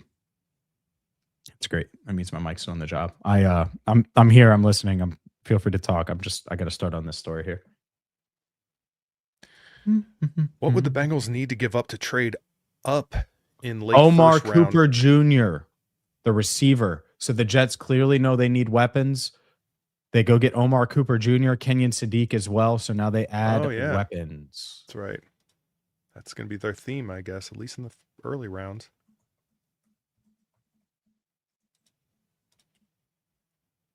Ooh. James, what would Bengals need to give up to trade up in the late first or earlier in the second round, and who would they get? Well, that's two different big questions. So if they want to trade right now, they could trade 41 in next year's third. That would get it done, probably. They could try 41 in their fourth and maybe a sixth this year if they want to do that. If they want to get up from like 41 to 35, they could probably give up their fourth this year. And, if they're trying to move up 2 spots, could they get away with a sixth or both sixes or something? Like maybe if the team's interested, but then you're only moving up a spot or 2. So it just depends. But like if you want to go 41 to 36, your fourth is probably it, or 41 to 34, for example. In same thing, if you want to go back 41 to 30 or 41 to 48, 41 to 47, 41 to 49, you're probably getting a 4th round pick, just to give you an idea. All right, so I'm getting a story together of like Bengals stand pat type thing. Yeah. And I need to pick a player that like is still available for tomorrow to use. Not in the cover photo. I'm using Zach. But yeah, I started to pick one and I'm like, no, I want to wait and make sure that they do it. So the Jets, they added David Bailey, Kenyon Sadiq, and Omar Cooper Jr. I mean, we'll see if they're good, but that's a fun first round. There's no doubt. Yeah.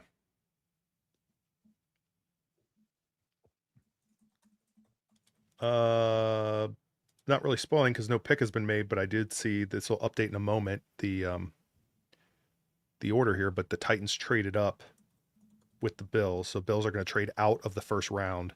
Jeez. And Titans will be on the clock as opposed to I the bet it's a Bills, as you can defensive see player. here.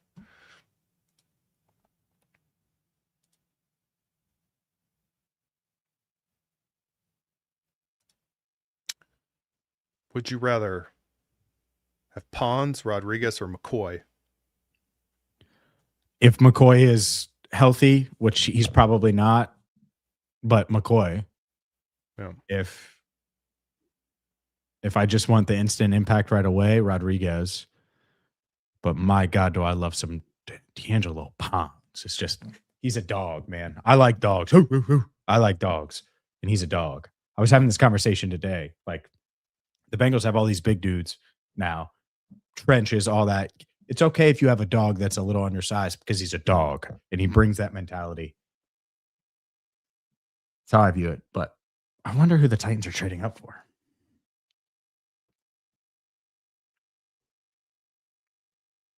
This is a... Oh. Where did it go? This is a good one. We're waiting. What pick was Kenny Anderson in the 1971 draft without looking? It was second or third. I don't remember exactly. Do you remember, Mr. Author? No, I wrote the fucking book. Freaking book.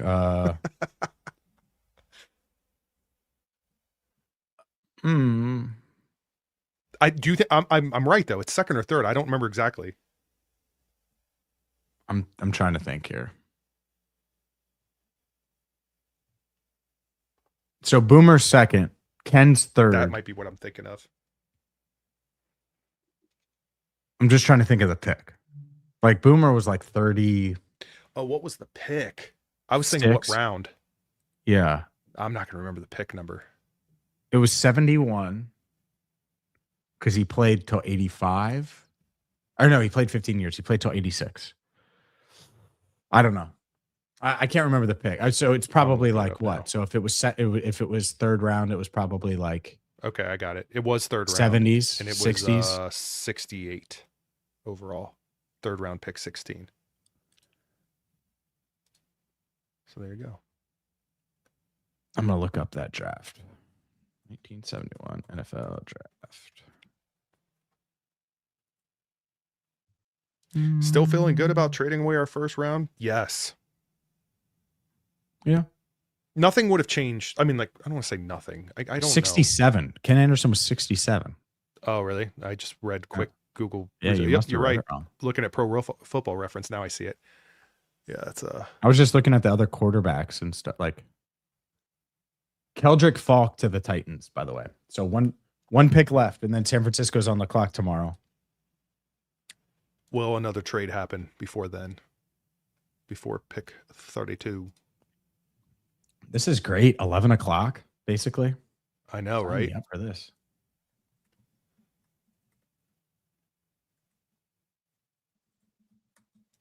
Will Mitch Tinsley be strong enough to overtake that wide receiver 3 role for us this year? I don't know. I don't know that you can't rely on it.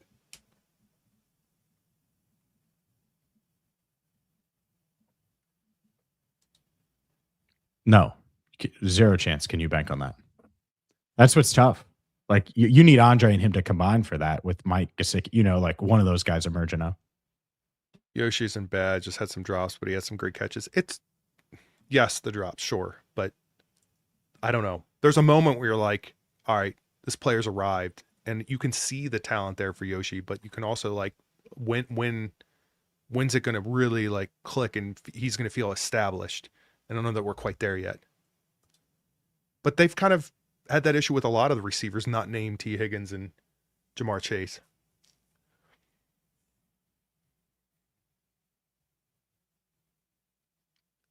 Yeah, I mean, I'm in on wide receiver tomorrow. Shocker. Yeah. It's just tough with the picks that they have and the needs they have, right? I don't even know. Yeah, I'm not going to sit there and do that exercise right now, but where is a scenario where like who could possibly come off the board between now and 41 where you're like, okay, wide receiver truly is like, this is the dude.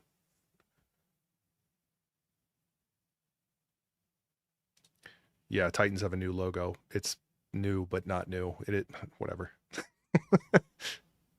I didn't even, it's fine.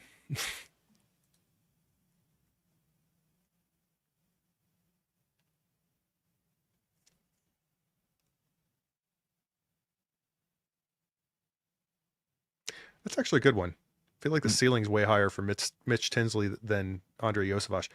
I haven't thought about that before. Like, that's a good question. Who conceivably has the higher ceiling? Yosh? I think Mitch Tinsley in a different system, like in a certain I think scenario. people are overrating Mitch Tinsley a little bit. Yeah. And I like Mitch Tinsley. He's fine. But like Andre's like a dude. He's just Right. had some drop issues, but like he's fine too. He's a good player. Like Andre's more reliable than Mitch at this phase, but Sure.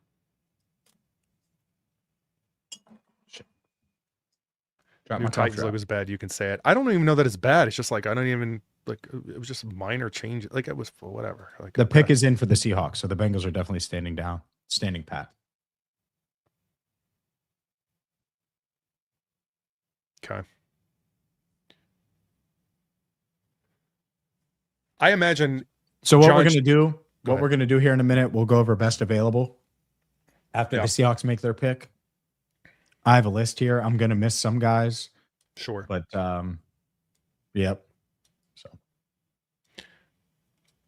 I imagine, James, for those that joined midway through, later, whatever, those that have just joined, early on, it moved quick. We had Mo Egger right off the bat. Like we started, and Mo was with us talking with Mo Egger 1530 speaking with us about this draft. We had John Sheeran that was on here, and the reason I bring that up is because I imagine John Sheeran, who listens at beyond a 1 point, whatever he said, 7.5 speed. Said he listens to us at that speed.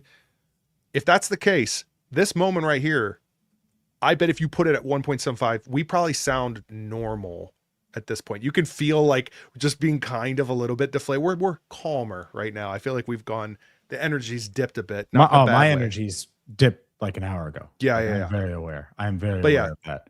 For those that miss it, not much has changed. It still holds up for tonight, but Mo, John Sheeran came on, Austin Elmore at 15:30 came on and spoke with us as well. And then Paul Dehner Jr. It was like back to back for like an hour. So if you missed the beginning, definitely check it out. Yeah, and it was good stuff, and a lot of it still applies. Yep, that's what I mean. A lot of the players we talked about still apply. We knew this was going to be the case. In the first round of the what? Sorry, another one of these. What's the announcement after the draft? How is this spreading? I don't know what's going on. Again, what are people If anyone that comments, unless comment like and where'd you get it from? Like that's it. Yeah. Notre Dame running back Jadarian Price to the Seahawks. There you go. All right. First round Plenty is of good over. players. I will turn the TV off. And I know we'll break this down more tomorrow, James. We will go live tomorrow, but Yeah, we're gonna go live tomorrow. So ring that bell. We're not going anywhere right now, though. We'll talk about the best available. Yeah. For a few minutes here.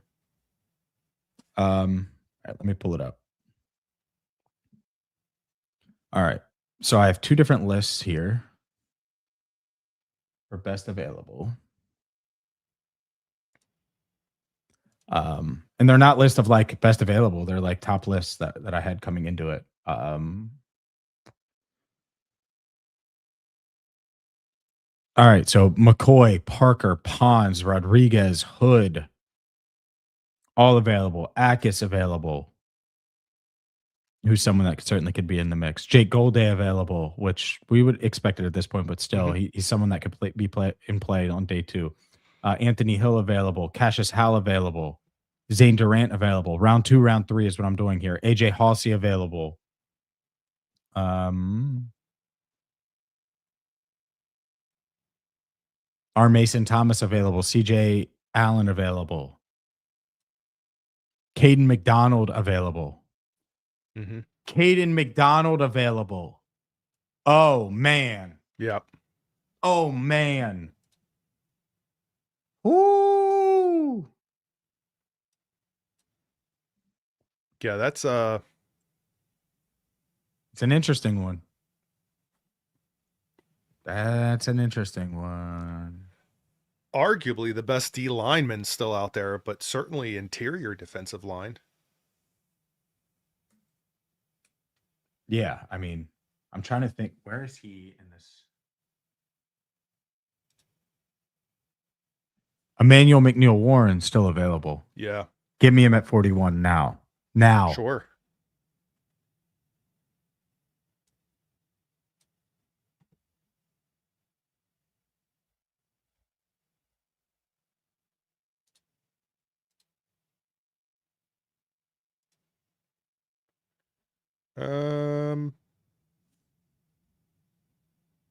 You already said.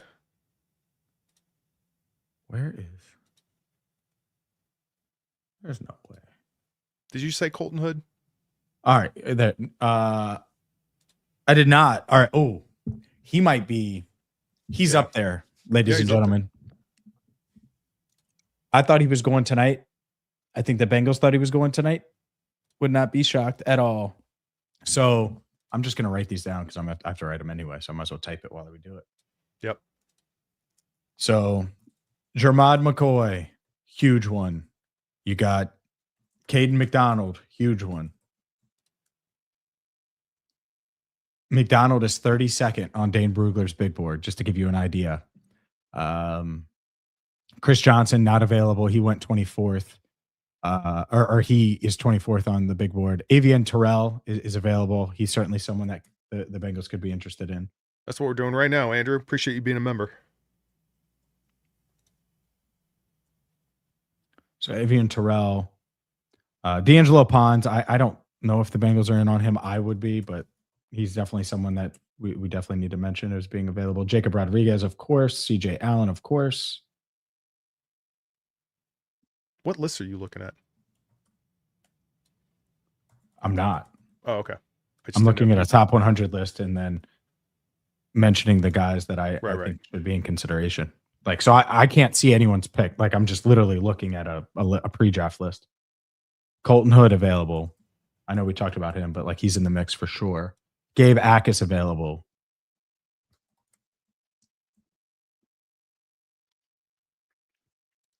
And some of these like aren't shocks, but it's noteworthy that they're there. Yeah. Thanks, Ethan. Yeah. Send a thank you video to people that put in orders for rocket glasses. More to come. There's a lot to send out, so I'm working on them. TJ Parker, forgot about him. So like there's a lot of dudes. So like if you told me, so just the guys I wrote down right now, McCoy, Hood, Akis. So let's say that's 33, 34, 35, Allen 36, Rodriguez 37, McDonald 38, Terrell 39, Pons 40, Cassius Howe 41, TJ Parker 42. So like minimum, and I haven't gone through the whole list yet, but like you could guarantee one of those guys if you wanted to. McCoy, Hood, Akis, Allen, Rodriguez, McDonald, Terrell, Pons, Howe, Parker. Now, see, I'm getting my energy back because this is about to get really interesting. The list I sent, I sent this list out just to kind of canvas it across the league. Cisse is someone that we should definitely talk about. Brandon Cisse, the corner.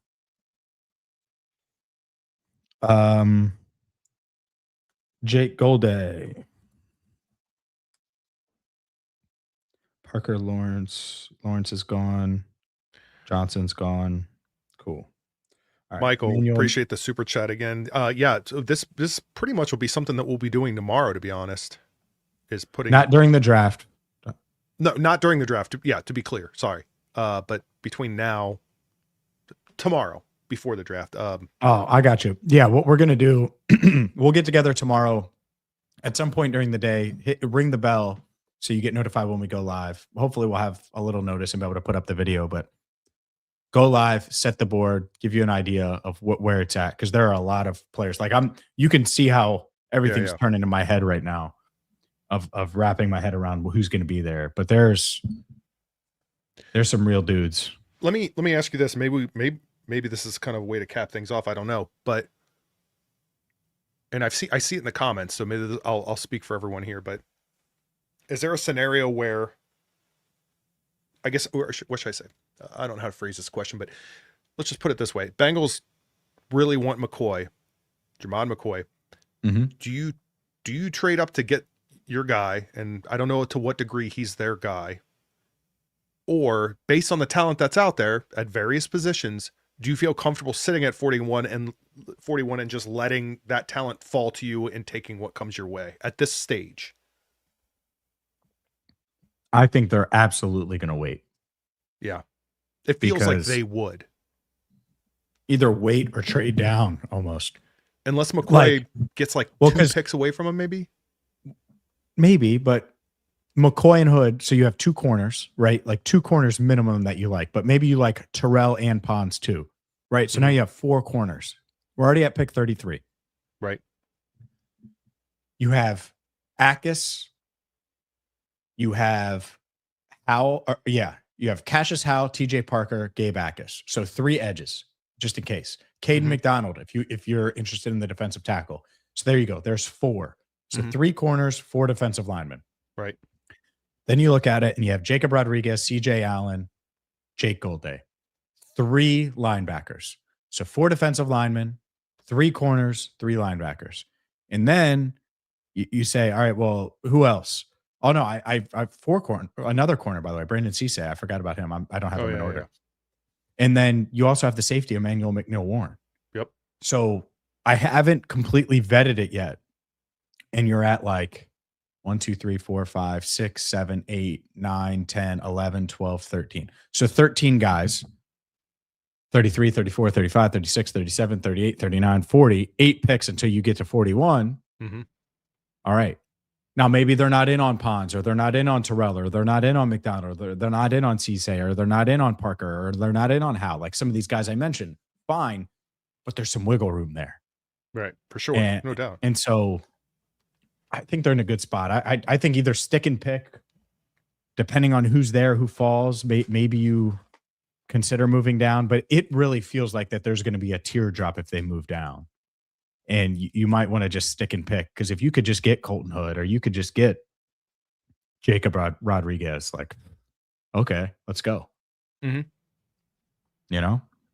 So. And if you're already thinking that, the Bengals are definitely going to do that. You know what I mean? Like, Mhm. and I'm saying this after a Dexter Lawrence trade where I don't think they generally like to put themselves in a position where they're going to be unfamiliar or uncomfortable. And even after that trade. So if there's outside noise of like, well, I'd maybe stick around and wait, they're probably definitely going to do that.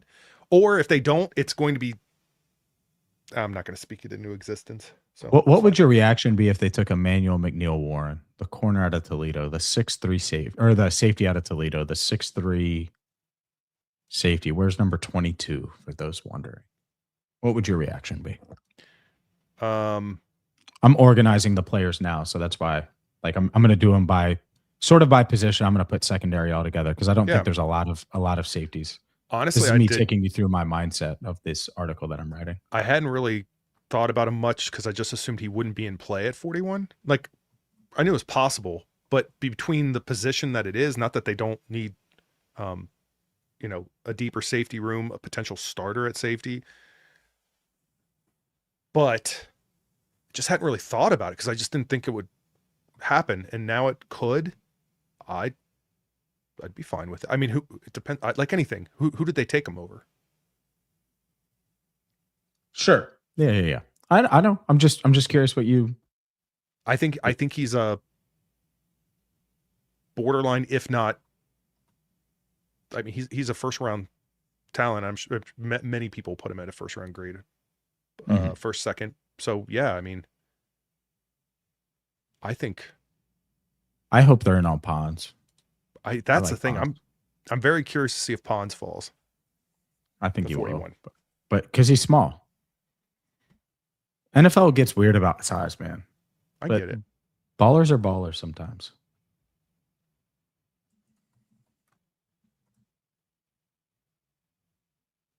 Caden McDonald is interesting, brother. Yeah. That's interesting.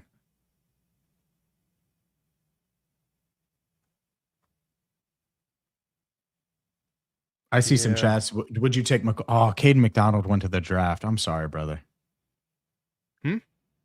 Caden McDonald went to the draft, like in Pittsburgh. Like, that sucks. Oh. I mean, to be fair, like, think about it right now. Like, what's going through your head right now? Like, obviously he's going to get picked tomorrow, but that still sucks.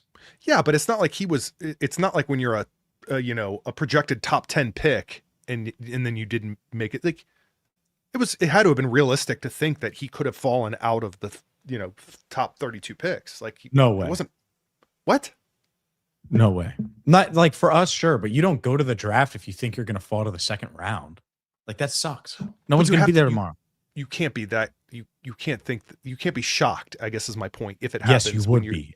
Then you wouldn't have went to the draft, man. Oh, okay. I'm sorry, like McDonald. Like, but look around. Like, most people had you at 20s, 30s. Like I don't know what to like. Read the room. Like, I don't know. Like, damn. All right.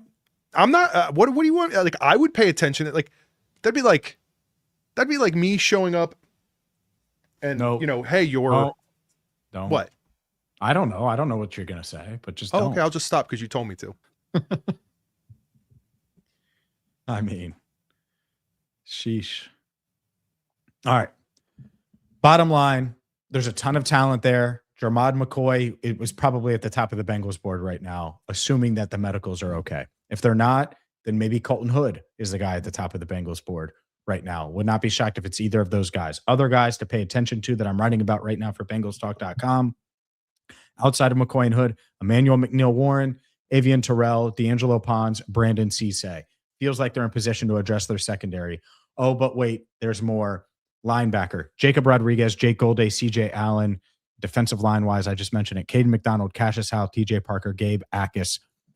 Feels like that's it right now. And we're going to narrow that down. We're going to sleep on it, discuss it, come back tomorrow with a video, hopefully alive with guests, breaking down the board and giving you an idea of what it could look like We're going to have you covered bengalstalk.com. I'm going to have an article out within 10 minutes probably of ending this live stream with that. And yeah, if you are just joining us, check out the hoodie Andrew put out there. He's discounted it very, very heavily. Yeah. So the 20 special draft hoodie, 20, check it out. 25 people have like orders. I don't know how many hoodies, but like 25 have been. So I appreciate So everyone. check it and- out. yeah. Throw the link in one more time, chat wise. I know it's pinned. Just throw it in. Yeah, sure. He's Andrew Fox Miller. Follow him on X at Andrew Fox Miller. You like that? You like that I plugged your X? Does that feel good? No, I don't care. Andrew's hit the wall. You said it like you did me some huge, like, okay. Like Andrew's hit the wall. Follow me on X where I just retweet everything James posts. No, that's not right. What happens. That's not right, what baby. happens. That's right, baby. I'm James Rapien. I appreciate everybody watching, hanging with us. Shout out to Mo Egger, Paul Daner Jr., Austin Elmore, John Sheeran. Who am I missing? Landon Robinson was on. I mean, we stacked, loaded. Don't hang up. Wait, the good news, in less than, and maybe close to 12 hours, we'll be live again. We'll see it. I don't know exact timing. Yeah, I know. My contacts are drying out. I gotta switch up. Contacts. Who has those? Until next time. Don't get me started with you on that. Don't get me started. Thank you so much for watching Cincinnati Bengals Talk.